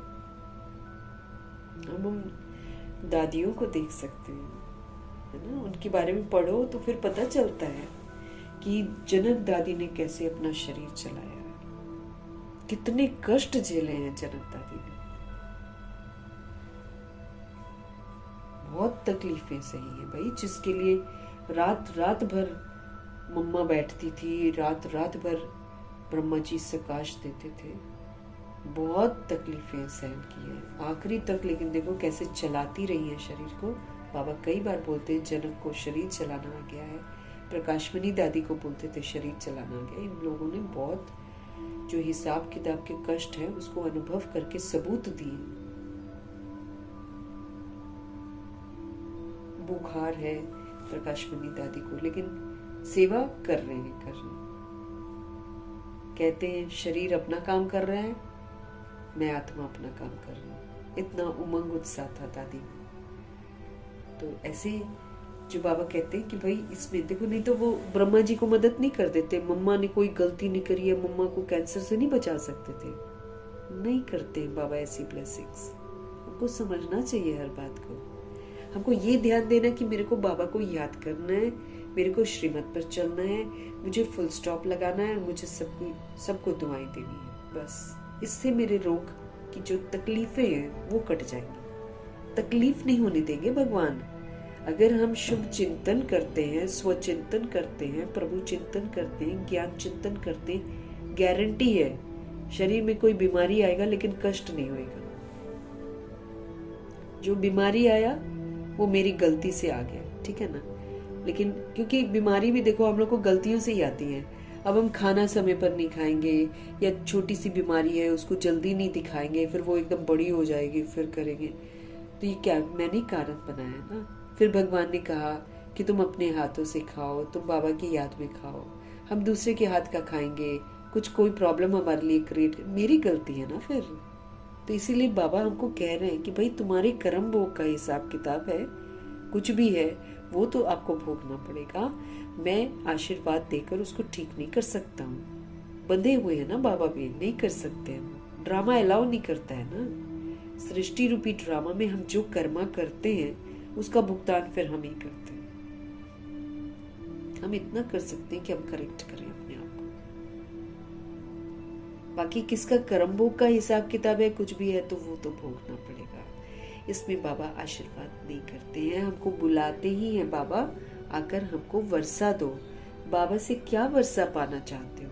मुक्ति और जीवन मुक्ति का। हम बंदिशों में हैं, हम परतंत्र हैं, हम बंधनों में बंधे हुए हैं, हम कोई अच्छा लाइफ थोड़ी लीड करते हैं। अब हमको बनना है निर्बंधन, फिर से स्वतंत्र, फिर से आजाद पंछी एकदम, और फिर सबके साथ रहते भी हैं अगर, तो जीवन मुक्त अवस्था। उस पर किसी को नहीं बोलेंगे कि ये मेरा है, ये मेरे अनुसार चले, वो मेरे अनुसार, कभी नहीं बोलेंगे। वो अपना जी रहा है, वो अपना जी रहा है, सबकी पालना अपने आप हो रही है। तो मुक्ति, जीवन मुक्ति का वर्षा।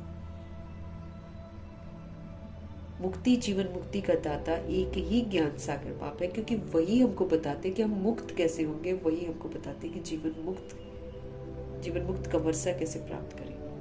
प्रैक्टिकल में सभी के साथ रहते हुए जीवन मुक्त अवस्था में मुझे रहना है, ट्रस्टी बनकर रहना, संस्कार बनाने हैं। ऐसे ही मुक्ति के लिए मुझे निराकारी स्थिति अपनी बनानी है, निर्वैर बनना है, सतगुणी व्यवहार करके सारा हिसाब किताब सेटल कर लेना, तब मिलेगी मेरे को मुक्ति। और जीवन मुक्ति जब मैं सभी के साथ रहकर सतयुगी व्यवहार करूंगी तो मुझे मिलेगी जीवन मुक्ति। एक ही ज्ञान सागर बाप है, इसीलिए उनको ज्ञानदाता कहा जाता है। शिव बाबा को ज्ञानदाता कहा जाता है।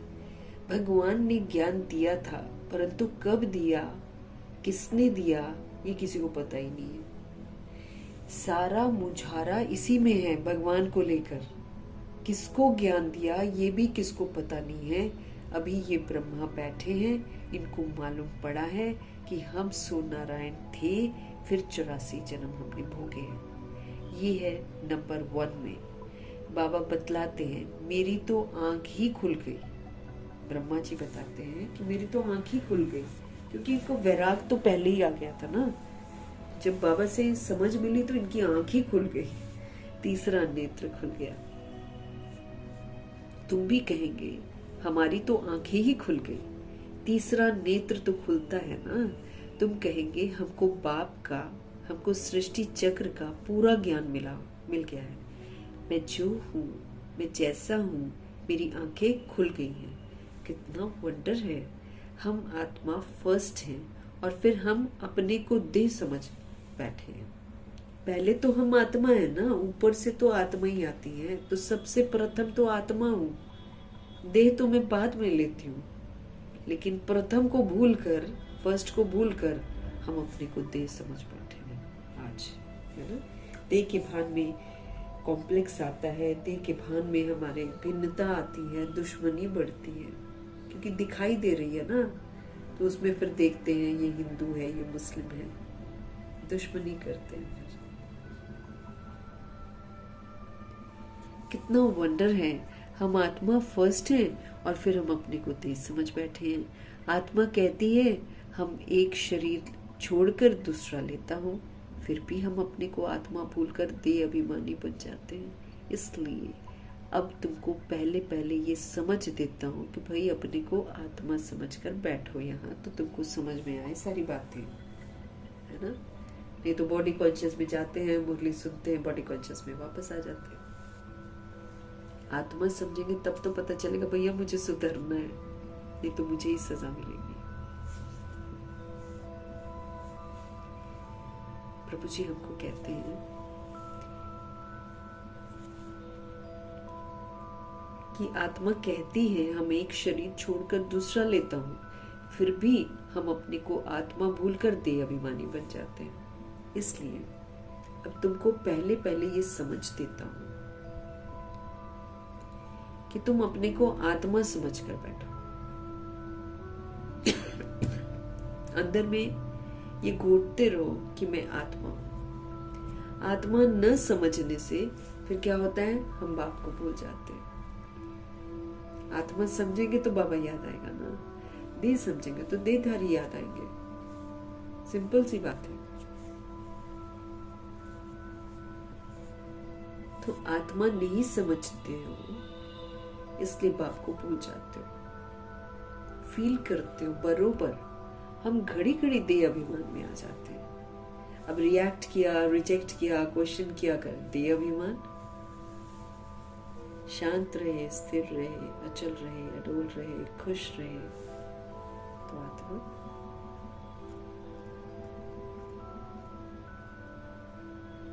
बाबा कहते हैं आत्मा न समझने से बाप को भूल जाते हो, फील भी करते हो बरोबर, हम घड़ी घड़ी देह अभिमान में आ जाते हैं। मेहनत करनी है, यहाँ बैठो तो भी आत्म अभिमानी होकर बैठो। बाप कहते हैं हम तुम बच्चों को राजाई देने के लिए आए हैं। समझा रहे कि भाई मैं जो काम करने के लिए आया हूँ मैं तो करे जा रहा हूँ, तुम तो कर लो, तुम तो ले लो, राजाई देने के लिए आया हूँ। बाबा कहते तुम कहाँ गुलामी करके बैठे हो, अब तुम राजा बनो। तो बाबा कहते हैं हम तुम बच्चों को राजाई देने के लिए आए हैं। आधा कल्प तुमने हमको याद किया है, भक्ति में आधा कल्प हमने बाबा को याद किया है, हालांकि जानते नहीं थे एग्जैक्टली, लेकिन फिर भी दिल से याद तो किया है।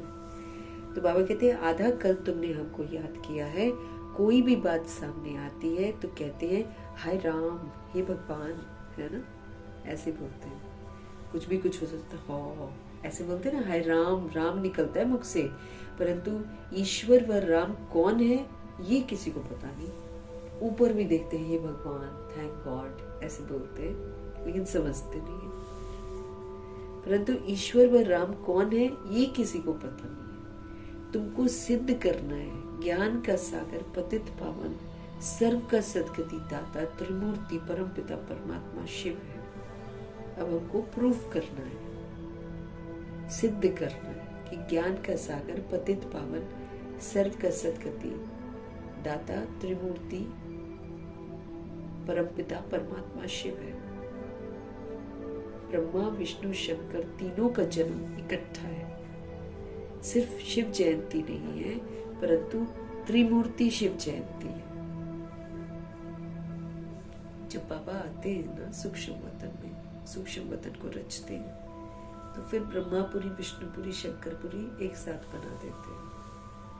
फिर नीचे जो प्रजापिता ब्रह्मा है उनके लिए लक्ष्य बनता है कि आपको स्थापना भी करनी है, आपको आसुरीपन का विनाश भी करना है, और साथ में आपको पालना के संस्कार भी धारण करने हैं। और ब्रह्मा जी साथ साथ करते हैं सारा कुछ। समझ की स्थापना होती जाती है, बेसमझी का विनाश होता जाता है। इधर से सारा दिन में पालना के संस्कार भी यूज करते हैं। तो बाबा हमको समझ दे रहे हैं, ज्ञान का सागर पतित पावन, सर्व का सदगति दाता, त्रिमूर्ति परमपिता परमात्मा शिव है।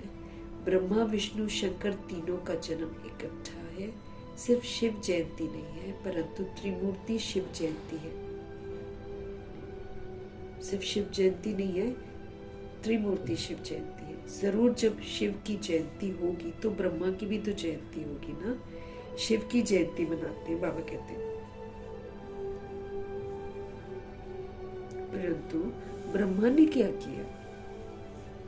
लौकिक पारलौकिक और ये है अलौकिक पाप। लौकिक पारलौकिक और ये है अलौकिक पाप। ब्रह्मा जी, ये है प्रजापिता ब्रह्मा।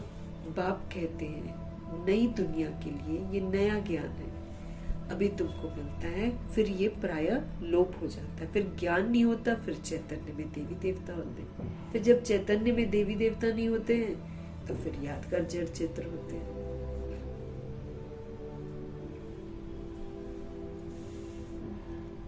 तो ये है प्रजापिता ब्रह्मा।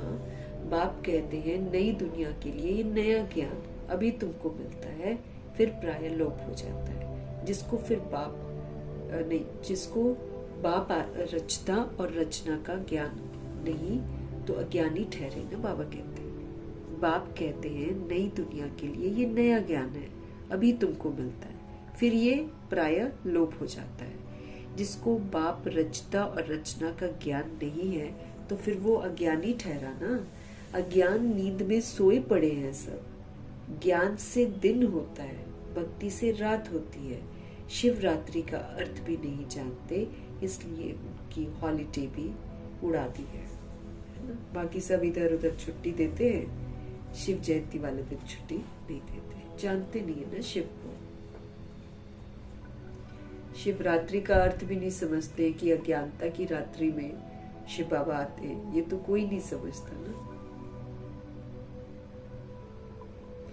इसलिए उनकी हॉलीडे भी उड़ा दी है।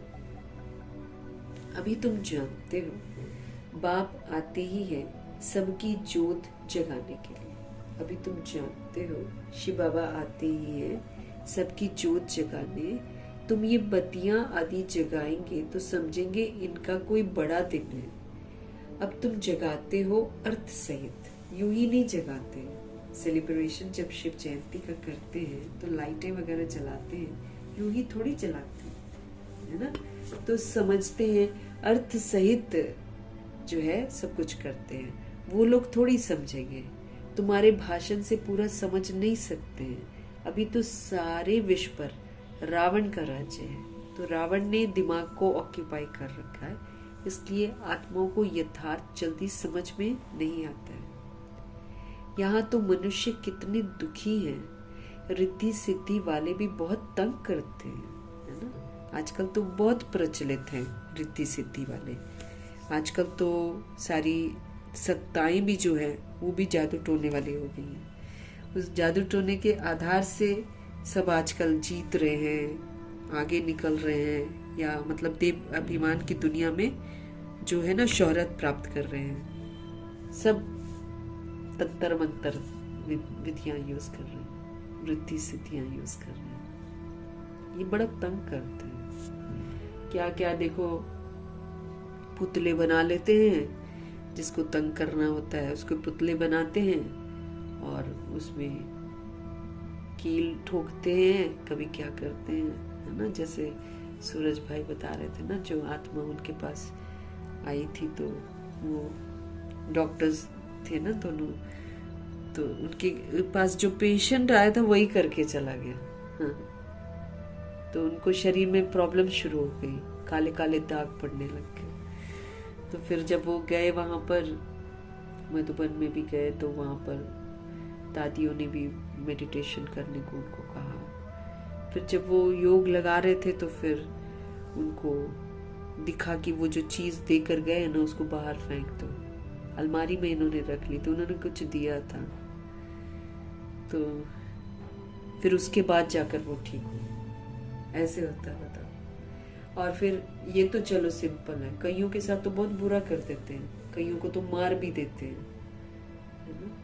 और कईयों को फिर ऐसा लगता है कि से एक आत्मा मुझे उस दिन बता रही थी कि ठीक रात को 10 बजे जब वो सोने लगती है तो उनको पूरा बॉडी में कीड़े घूमते हैं, ऐसा पूरा लगेगा जैसे घूम रहे, तंग आ जाती है, सो नहीं पाती है। कई सुबह जाकर 4 बजे नींद आती है ना। किसी से जलते हैं, उस पर जादू टोना कर देंगे, है ना। कोई सुखी कैसे है भैया, इसका घर बिगाड़ो, इसके पास पैसा कैसे है, इसका घर बिगाड़ो। आजकल वो वाला एटीट्यूड हो गया है दुनिया का ना। आत्माएं क्या बोले, आत्माएं तमो प्रधान बन गई है। इसलिए बाबा भी समझ हमको देते हैं कि मना, कई लोग बोलते ना हम नहीं विश्वास करते इन चीजों पर, है ना। लेकिन भगवान मुरली में बोलते हैं कि भूत प्रेत भी होते हैं और फिर ये जादू टोने, रिद्धि सिद्धियां ये होती हैं। तो बाबा समझ देते हैं कि यहाँ तो मनुष्य कितने दुखी हैं। रिद्धि सिद्धि वाले भी बहुत तंग करते हैं, अखबारों में भी पढ़ता है इनमें इविल सोल है ना। देखो कोई कोई जो लड़कियां हैं वो तंत्र मंत्र के शिकार जब बनती हैं तो खुद के ही घर वाले को मार देती हैं। ऐसे कैसे मार सकती है ना, जरूर रिद्धि सिद्धियों का प्रकोप है, तभी तो कर रही है टुकड़े टुकड़े। तो इविल सोल्स होती है, वो करवाती है ऐसे काम। इविल सोल है तो देखो जरूरत से ज्यादा खाएंगे, इविल सोल है तो वो आपको भगवान का तो बनने नहीं देंगे, सबसे पहले तो भगवान से छुड़वाते हैं, सबसे पहले भगवान से छुड़वाएंगे रिद्धि सिद्धि वाले।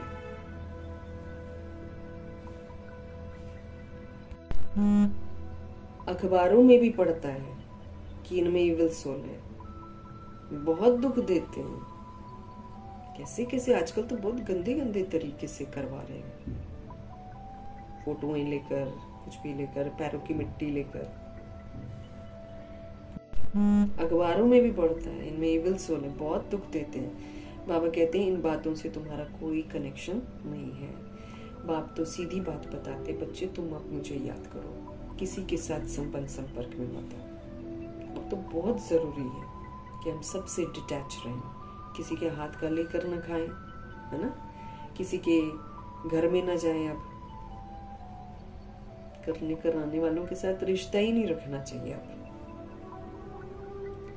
बाबा कहते हैं कि सीधी बात बाबा बताते हैं, बच्चे अब तुम मुझे याद करो, तो बाबा जाने ही नहीं देगा वहां पर, बचा लेगा ना हमको।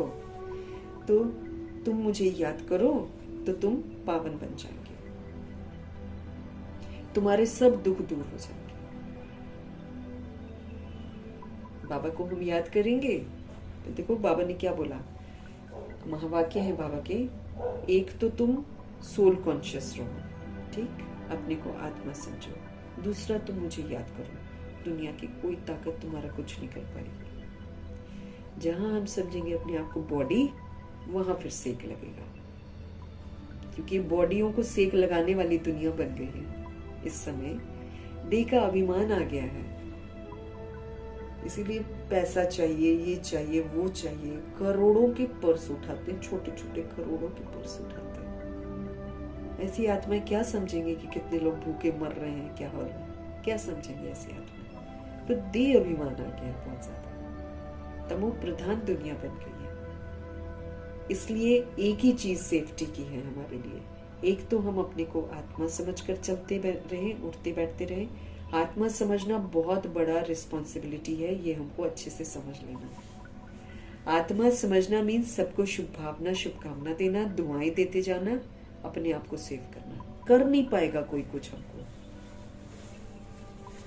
राम और रावण का तीर है ना। अगर हम निराकार राम के साथ हैं, उनको याद कर रहे हैं, अब दुनिया में तो रावण ही भरे पड़े हैं। रावण के तीर आएंगे, मेरे को नहीं छूकर जाएंगे। इतना सुरक्षा कवच मिल जाएगा, लेकिन शर्त वही है कि भाई अपने को आत्मा समझो और परमात्मा को याद करो। देह समझेंगे तो छेड़ कर जाएंगे, सेक लगाकर जाएंगे, तंग करके ही जाएंगे। कितना सुंदर ब्रह्मा जी ने बताया कि जब बच्चों ने कहा, बाबा क्या आप ये गोले बना रहे हो, कोई आएगा तो क्या करेगा, देखेगा आप क्या कर रहे हो। ब्रह्मा जी ने क्या कहा, कोई देख ही नहीं पाएगा कि मैं क्या कर रहा हूँ। कितना उनको अटूट विश्वास था। तो जितने भी लोग आते थे, वो जब गोला बना रहे थे तब विदेशी आए थे, फॉरेनर्स, उनको ये दिखाई ही नहीं दिया कि ब्रह्मा जी गोले बना रहे हैं। उनको ब्रह्मा जी की फरिश्ते की स्थिति दिखाई थी। इतना ना, उनका कहने का मतलब ये है कि जब हम अपने को आत्मा समझेंगे ना, तो दूसरी सोल को मेरी बॉडी दिखाई ही नहीं देगी। लेकिन जब तक मैं खुद को शरीर समझ रही हूँ, दूसरे को शरीर दिखाई देगा और वो शरीर को नुकसान पहुंचा कर ही जाएगा। अंतिम पेपर जो होने ना हमारे, इसी के होने। क्यों बाबा बहुत जोर देते हैं हमको कि सोल कॉन्शियस बनो, सोल कॉन्शियस बनो, क्यों बोल रहे? यही मेरा सुरक्षा कवच है। और सोल कॉन्शियस मतलब हम सबके लिए अच्छा सोचेंगे, फिर कोई जितना भी बुरा करेगा मेरा बुरा होगा नहीं। जैसे ब्रह्मा जी थे, कोई कर पाया? मारने वाले भी आए, गालियां देने वाले भी आए, पुलिस भी पीछे पड़ी, पुलिस भी नहीं पकड़ पाई। क्यों? वो बाबा की याद में रहते थे। फिर बाबा का फर्ज बन जाता था, भाई तुम यहाँ से चलो, तुम यहाँ से चलो। ठीक पुलिस की गाड़ी आने से पहले ब्रह्मा जी को कहीं और पहुंचा देते थे ना। चंद्रमणि दादी बताती ना, रात भर यही खेल चलता था। ब्रह्मा जी कभी यहाँ, कभी वहां, कभी यहाँ, कभी वहां। पुलिस पकड़ नहीं पा रही थी। क्या मजेदार उन लोगों का लाइफ था। डिफिकल्टीज जरूर थी, लेकिन मजे मजे में उन्होंने तो सब कुछ सॉल्व किया। 14 वर्ष की तपस्या करने वाली आत्माओं ने मजे मजे में सब कुछ सहन किया है। इसलिए बाबा हमको क्या बोल रहे हैं, सीधी सी बात मैं तुम्हें बताता हूँ कि तुम मुझे याद करो तो तुम पावन बन जाएंगे, है ना। पावन के पास पतित आ ही नहीं सकता है, कोई दुख दे ही नहीं सकता। फिर हमारे क्या हो जाएंगे, सारे दुख दूर हो जाएंगे।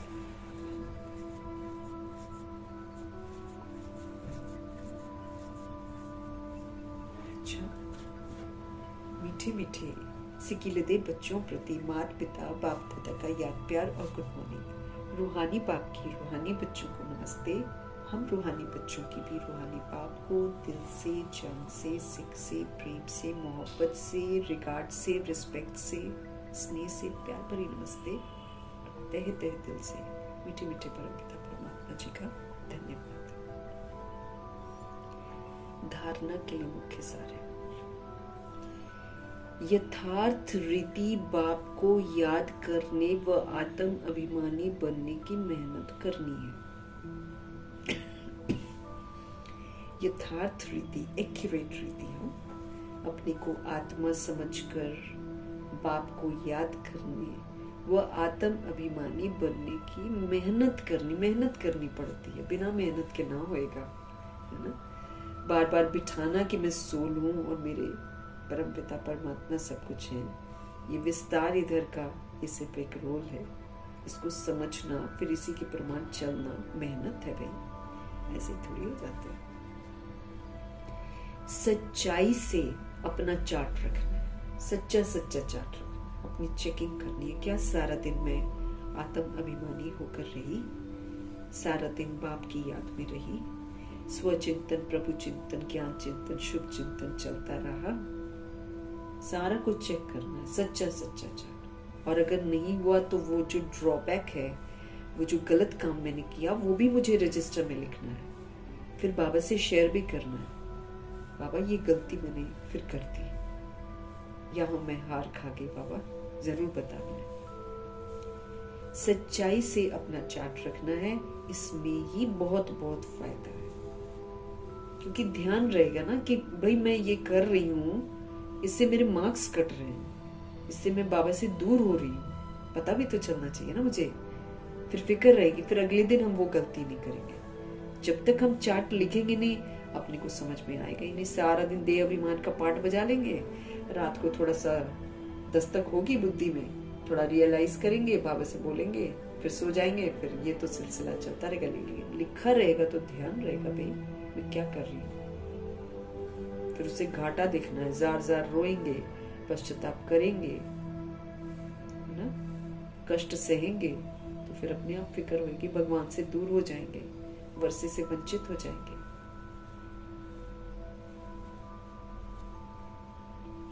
सबसे बड़ा दुख देने वाला कांटा ये काम विकार है, बॉडी अट्रैक्शन या फिर कामनाएं। कामनाएं हमको बहुत गंदा बना देती हैं। ये ऐसा करे, ये वैसा करे, उससे हम गंदे बनते हैं। इस पर योग बल से विजय प्राप्त करनी है। ये जो अट्रैक्शन है, ये जो क्रिमिनल हो जाती है हमारी आंखें बॉडी को देखकर, ये काम विकार है। किसी की तरफ हम अट्रैक्ट हो जाते हैं, काम विकार है। न तो हमको अट्रैक्ट होना है और न हमको किसी को हेट करना है। अगर हम हेट करते हैं, अगर हम किसी से नफरत करते हैं, किसी से आकर्षित होते, तो हम क्या कर रहे हैं? हम शरीर को देख रहे हैं। वहां तो हम क्रिमिनल बन रहे हैं। शरीर को ही तो नहीं देखना है, उसको देखने से ही हम क्रिमिनल बनते हैं। तो सबसे बड़ा दुख देने वाला कांटा ये काम विकार है। इस पर योग बल से विजय मुझे प्राप्त करनी है, पतित से मुझे पावन बनना है। बाकी किन्हीं भी बातों से अपना कोई कनेक्शन नहीं है ना। अगर हम इसमें कर रहे हैं तो फिर बाहर क्या हो रहा है, क्या नहीं हो रहा है, फिर हमसे कोई कनेक्शन नहीं होगा। वरदान है, प्रैक्टिकल जीवन के द्वारा परमात्म ज्ञान का प्रूफ देने वाले धर्म युद्ध में विजयी भव। प्रैक्टिकल जीवन के द्वारा परमात्म ज्ञान का प्रूफ देने वाले धर्म युद्ध में विजयी भव। अभी धर्म युद्ध की स्टेज पर आना है। उस धर्म युद्ध में विजयी बनने का साधन है आपकी प्रैक्टिकल जीवन। क्यों? क्योंकि परमात्म ज्ञान का प्रूफ ही प्रैक्टिकल जीवन है। हम जैसे किसी को बोलते हैं कि हम गॉडली यूनिवर्सिटी में पढ़ते हैं, हम भगवान से पढ़ते हैं, तो मेरे बोलने से थोड़ी कोई यकीन करेगा। बोलेंगे, ऑफ कोर्स बताएंगे, लेकिन कि वाकई हम गॉड से नॉलेज ले रहे हैं, वो तो फिर हमारा प्रैक्टिकल जीवन बताएगा कि हाँ हम पढ़ रहे हैं भगवान से, है ना। प्रैक्टिकल जीवन बताएगा। प्रैक्टिकल में अगर हम समझकर पाठ बजा रहे हैं, समझदारी वाला पाठ बजा रहे हैं, तब समझा जाएगा कि हाँ इसके पास ज्ञान है। समझदारी का पाठ नहीं बजा रहे हैं तो फिर तो कहाँ कोई विश्वास करेगा कि हाँ भगवान से पढ़ते हैं। आपकी मूर्त से ज्ञान और गुण प्रैक्टिकल में दिखाई दे। अगर हम समझदारी का पाठ बजाएंगे, अगर हम गुणों को यूज करेंगे, तो वो मूर्त से अनुभव होगा सब। क्योंकि आजकल डिस्कस करने से अपनी मूर्त को सिद्ध नहीं कर सकते हैं कि हम ऐसे हैं, हम ऐसे हैं, हम ऐसे हैं, हम सिद्ध नहीं कर सकते हैं। लेकिन अपनी प्रैक्टिकल धारणा मूर्त, लेकिन जब मैं आत्मा दैवी गुणों को धारण करूंगी, तब 1 सेकंड में किसी को भी शांत करा सकते हो, वरना तो कोई यकीन ही नहीं करेगा। तो प्रैक्टिकल जीवन बनाने की तरफ बाबा हमारा ध्यान खिंचवा रहे हैं। ये जो सत्य ज्ञान है, जब हम इसकी सत्यता और दिव्यता को अपनी जिंदगी में धारण करेंगे, तब हमको बोलने की जरूरत नहीं पड़ेगी कि हम भगवान के बच्चे हैं। अपने आप प्रत्यक्ष होंगे कि ये तो अलौकिक है। जब ब्रह्मा जी और सारे बच्चे कराची से आबू आ रहे थे, तो वहां के लोग क्या बोल रहे थे? ये अल्लाह लोग हैं। अब बाबा ने थोड़ी बोला था कि हम अल्लाह लोग हैं। उनकी अवस्थाओं को देखकर, उनके आचरण को देखकर, उनके स्वरूप को देखकर खुद आत्माएं बोल रही थी। तो ये भी ज्ञान मार्ग ऐसा है जिसमें हमको बोलने की जरूरत नहीं पड़ेगी कि हम भगवान के बच्चे हैं, या भगवान को प्रत्यक्ष करने के लिए हमको आवाज में नहीं आना पड़ेगा, लेकिन हम अपने परिवर्तन से और अपने प्रैक्टिकल जीवन से सबूत देंगे कि हाँ, हम पहले कुछ और थे, अब कुछ और है, हम वाकई भगवान से शिक्षित हो रहे हैं। इसलिए ध्यान खिंचवा रहे हैं भगवान कि प्रैक्टिकल जीवन के द्वारा परमात्म ज्ञान का प्रूफ दो कि हाँ, हम भगवान से पढ़ रहे हैं, वो मेरे प्रैक्टिकल जीवन में दिखाई देना चाहिए। धर्म युद्ध में विजयी भाव, पवित्रता का धर्म है ना, और बाकी ये दुनिया में तो अशुद्ध धर्म है, लेकिन ये जो धर्म युद्ध चल रहा है, मतलब युद्ध जो चल रहा है धर्म के नाम पर भी, तो असली धर्म क्या है? पवित्रता का धर्म है ना, उसमें हमको विजयी बनना है। बाबा कह रहे हैं अभी धर्म युद्ध की स्टेज पर आना है।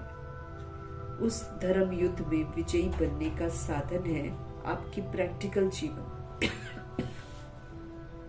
क्योंकि परमात्म ज्ञान जो है इसका प्रूफ ही है हमारा रोज की प्रैक्टिकल लाइफ, चलना फिरना, उठना बैठना, खाना पीना, बात करना, व्यवहार में आना, इन सब में परमात्म शिक्षाएं, परमात्म सभ्यता, परमात्म दिव्यता नजर आनी चाहिए।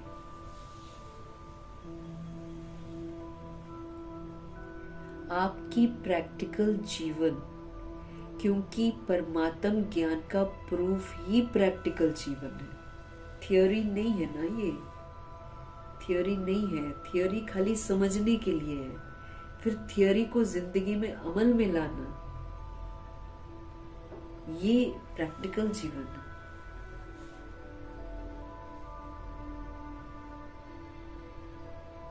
उससे मेरे को, वो मेरा पेपर है। अब ये जो 8 पेपर भी हमारे होने हैं,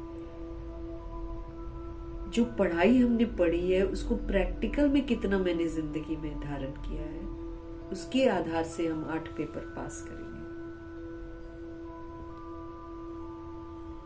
आपकी मूर्त से ज्ञान और गुण प्रैक्टिकल में दिखाई दे।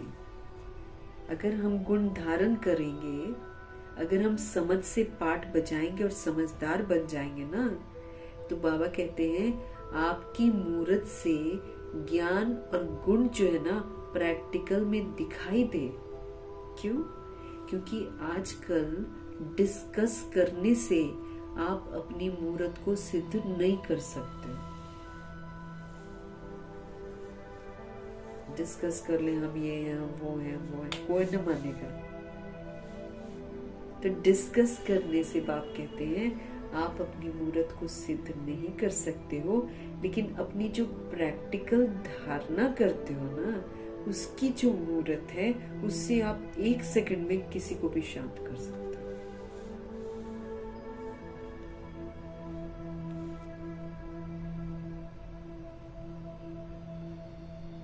ऐसे ब्रह्मा जी थे, कोई भी आता था शांत हो जाता था उनके सामने और शरीरी हो जाता था। उनका प्रैक्टिकल जीवन बड़ा सही था। हम तो टाइम लगा रहे हैं, वो तो तुरंत धारणा करनी शुरू कर दी थी उन्होंने। आत्मा का ही पाठ उन्होंने लिख लिख कर शुरू कर दिया था। हमको भी तो बार बार लिखना है ना, अपने आप को समझाते रहना, ताकि बैठे रिकॉर्डिंग की मैं आत्मा हूं और ये देह अभिमान जो झूठा है ये खत्म हो जाए हमारे अंदर से। तो परमात्म ज्ञान का प्रूफ हम प्रैक्टिकल जीवन के द्वारा दे सकते हैं। फिर ये जो धर्म युद्ध है ना, इसमें हम विजयी बन जाएंगे।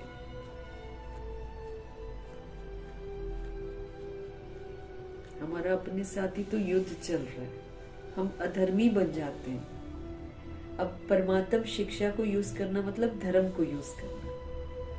तो अपने साथ जो ये धर्म युद्ध चल रहा है, इसको हमको जीतना है, ज्ञान का प्रैक्टिकल प्रूफ देना है। तो 1 सेकंड में हम किसी को भी, बाबा कहते हैं, शांत करा सकते हैं। अपनी प्रैक्टिकल धारणा मुहूर्त से।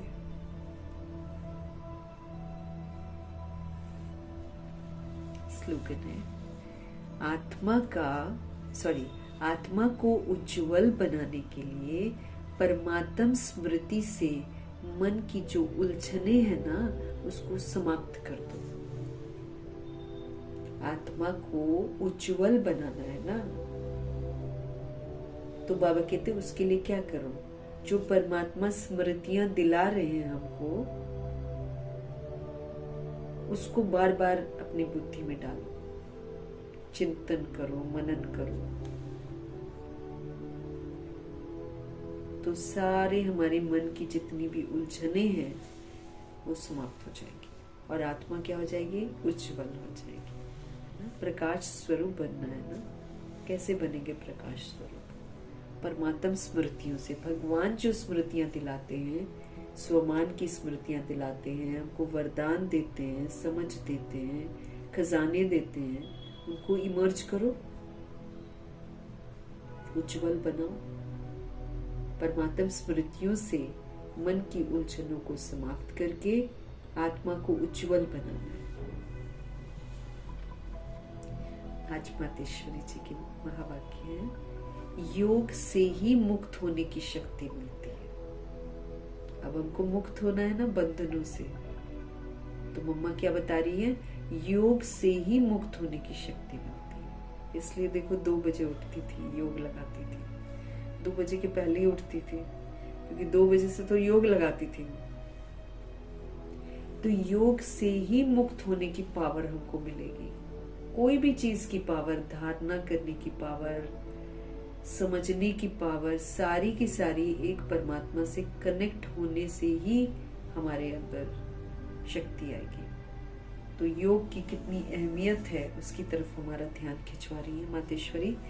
पहले तो अपने को एक मुख्य पॉइंट ख्याल में अवश्य रखनी है कि जब इस मनुष्य सृष्टि झाड़ का बीज रूप परमात्मा है, तो उस परमात्मा द्वारा जो नॉलेज हमको प्राप्त हो रही है वो सब मनुष्यों के लिए जरूरी है, क्योंकि सब आत्माएं हैं।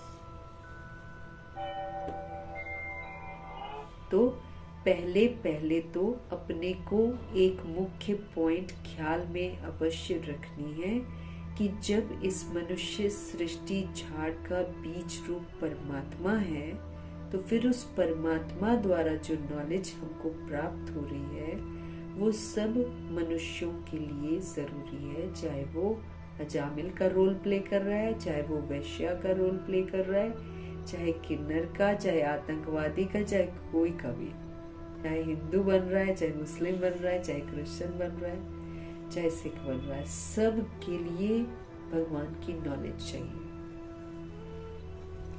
सब मनुष्यों के लिए ये नॉलेज जरूरी है। सभी धर्म वालों को ये नॉलेज लेने का अधिकार है। भल हर एक धर्म की नॉलेज अपनी अपनी है, हर एक का शास्त्र अपना अपना है, हर एक की मत अपनी अपनी है, हर एक का संस्कार अपना अपना है, लेकिन ये जो परमात्म नॉलेज है ये फिर भी सभी के लिए है। वो तो मनुष्यों का बनाए हुए संस्कार और नॉलेज है, ये तो परमात्म नॉलेज है, ये तो सभी सोल्स के लिए है। अब बन गई है वो मुस्लिम हिंदू, तो वो तो देह के अभिमान में बन गई है, लेकिन असूल में तो निराकार बिंदी है, आत्मा है। इसलिए मम्मा समझ दे रही है कि नॉलेज तो सभी के लिए है, चाहे संस्कार भिन्न है, चाहे नॉलेज अपनी उनकी जो है वो भिन्न भिन्न है, लेकिन हकीकत यही है कि सब एक परमात्मा के बच्चे हैं। इसलिए ये नॉलेज तो सबके लिए है, भल वो इस ज्ञान को न भी उठा सके। अब मुस्लिम है, क्रिश्चियन है, जो इस रिलीजन में आते हैं, वो तो समझेंगे नहीं ना, ज्ञान को नहीं उठा पाएंगे। तो मम्मा समझा रही हैं कि भल वो इस ज्ञान को न भी उठा सके, हमारे घराने में भी ना आवे, परंतु सबका पिता होने के कारण उनसे योग लगाने से फिर भी पवित्र तो अवश्य बनेंगे। भल वो इस ज्ञान को न भी उठा सके, भल वो हमारे घराने में भी न आवे, परंतु सबका पिता होने के कारण उनसे योग लगाने से फिर भी पवित्र तो जरूर बनेंगे, क्योंकि पवित्र बनकर ही घर वापस जाना है, जाना भी सबको है। इस पवित्रता के कारण अपने ही सेक्शन में मर्तबा तो अवश्य पाएंगे ना। अपना जो उनका सेक्शन है उसमें भी तो मर्तबा पाना है, पवित्र भी बनना है।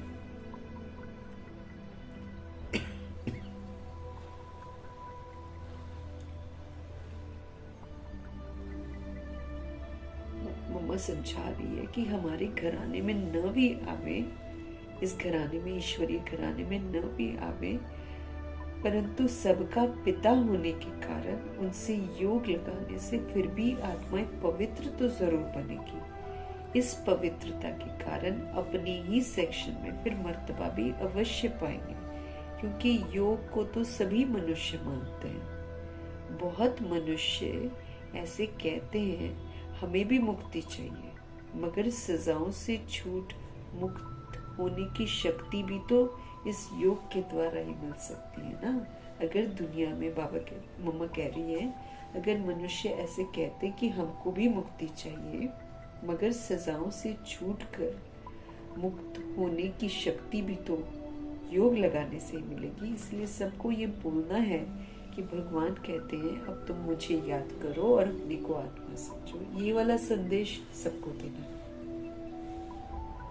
उसको स्वीकार करेंगे सारे। निराकार आत्मा, निराकार परमपिता परमात्मा के बारे में जब बताएंगे तो हर धर्म की आत्मा स्वीकार करेगी।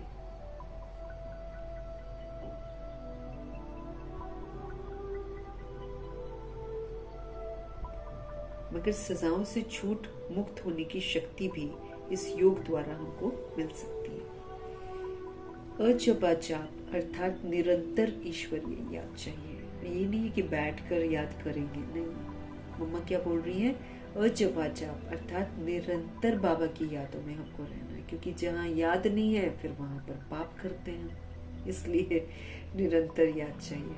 ये जो कहावत है ना, श्वासो श्वास अजपा जाप जपते रहो, वो तो कहेंगे वाहिगुरु वाहिगुरु वाहिगुरु वाहिगुरु, टीवी देख रहे हैं वाहिगुरु वाहिगुरु वाहिगुरु कर रहे हैं, वैसे नहीं।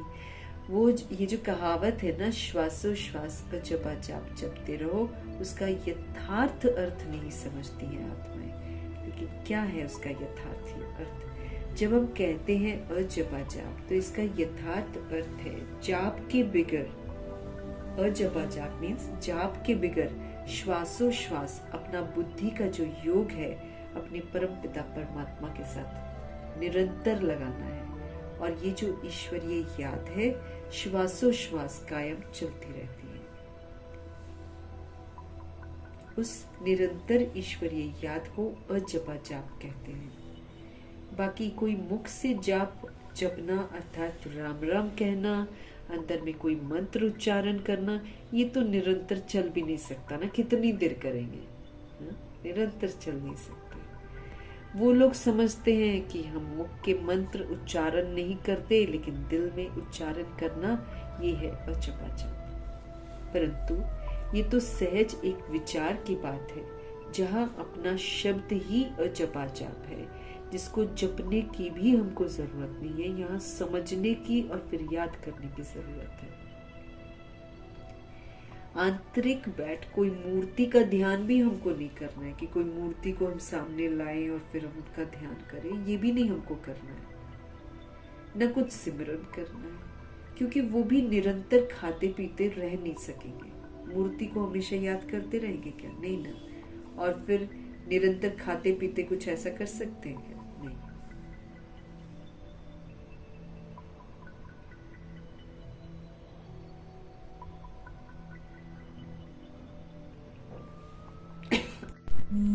तो मम्मा क्या बोल रही है कि जिसको जपने की भी जरूरत नहीं है, आंतरिक बैठ कोई मूर्ति का ध्यान भी हमको नहीं करना है, ना कुछ हमको सिमरन करना है, क्योंकि वो भी निरंतर खाते पीते तो रह नहीं सकेंगे। लेकिन हम जो ईश्वरीय याद करते हैं वही निरंतर चल सकती है। जो बाबा ने विधियां बताई हैं कि चलते फिरते उठते बैठते अपने को आत्मा समझकर नेचुरल रहो, तो परमात्मा की याद भी बिल्कुल नेचुरल रहेगी। हमको अब वैसा बनना है। लेकिन हम जो ईश्वरीय याद करते हैं ना, वही निरंतर चल सकती है, क्योंकि ये बहुत सहज है। जैसे समझो बच्चा है, अपने बाप को याद करता है, तो उसी समय बाप का फोटो सामने नहीं लाना पड़ता है, लेकिन मनसा वाचा कर्मणा बाप के सारे ऑक्यूपेशन, एक्टिविटी, गुणों सहित याद आता है। बस वो याद आने से बच्चे की भी वो एक्ट चलती है। तभी सन शोज फादर करेंगे ना।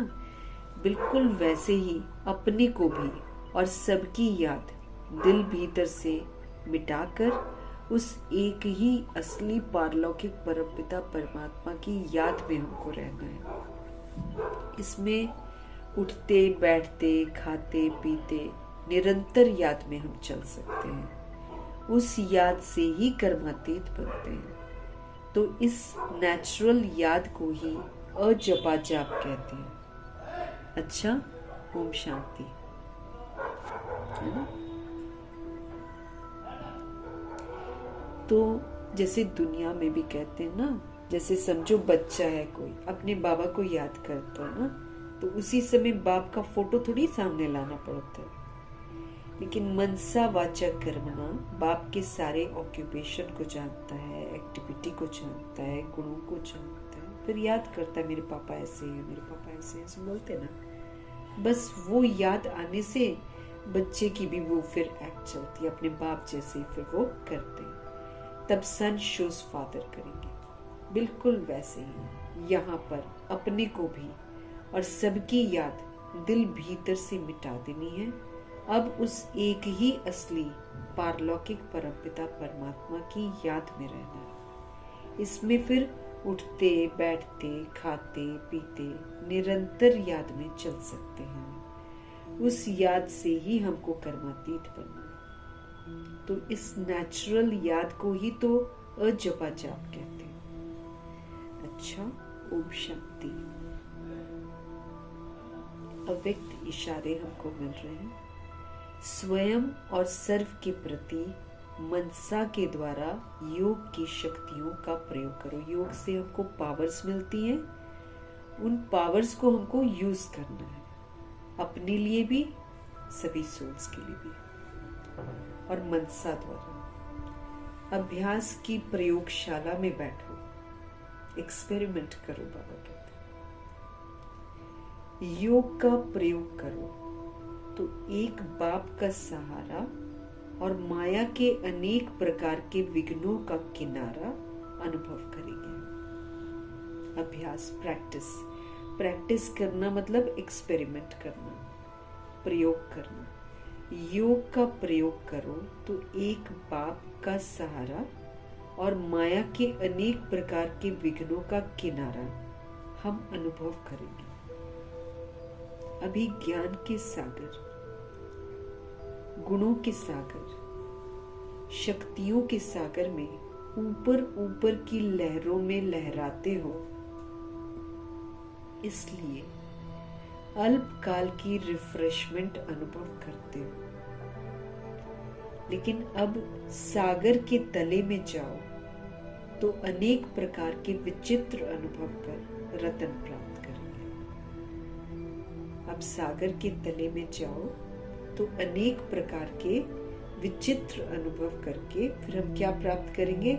समझ के रतन प्राप्त करेंगे। बिना अभ्यास के, बिना एक्सपेरिमेंट किए नहीं होता है बाबा। इसलिए हमको समझ देते कि भाई तुम अभ्यास करो, इसका फिर प्रैक्टिकल में कर करके देखो, योग का प्रयोग करो, तो फिर आप क्या अनुभव करेंगे कि मेरा एक सहारा बाप ही है, बाकी सब कुछ मायावी है।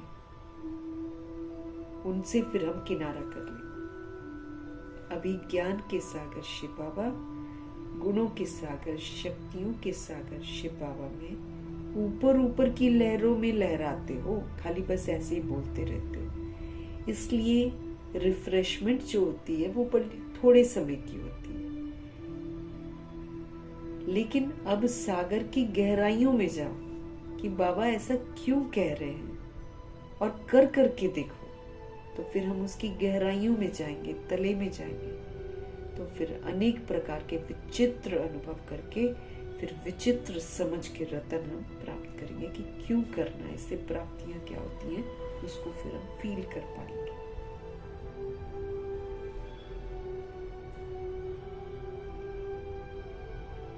तो योग की शक्तियों का प्रयोग करना, योग लगाने से पावर जरूर मिलती है, बाबा कहते हैं, बस पावर को यूज करके देखना है। मीठे परमात्मा जी का हम सब धन्यवाद करेंगे। ब्रह्मा माँ का धन्यवाद, जगदम्बा माँ का धन्यवाद, अष्टरत्नों का, नवग्रहों का, एडवांस पार्टी की सोल्स का, सबका धन्यवाद करेंगे। बची हुई जितनी भी 16,133 करोड़ आत्माओं में से आत्माएं हैं, सबका धन्यवाद करेंगे। 5 तत्वों का धन्यवाद, ड्रामा का धन्यवाद, प्रकृति का धन्यवाद, माया का धन्यवाद, यमदूत का धन्यवाद, करोड़ों की आबादी का धन्यवाद, साथ में रहने वाली सोल्स का धन्यवाद, सहयोगी आत्माओं का धन्यवाद, साधनों का धन्यवाद, साधन बनाने वालों का धन्यवाद, अविनाशी खजानों का धन्यवाद, समय का धन्यवाद, शरीर रूपी इंस्ट्रूमेंट का धन्यवाद, अब सभी आत्माओं का धन्यवाद, सृष्टि की मेहमान नवाजी का तहे दिल से धन्यवाद करेंगे।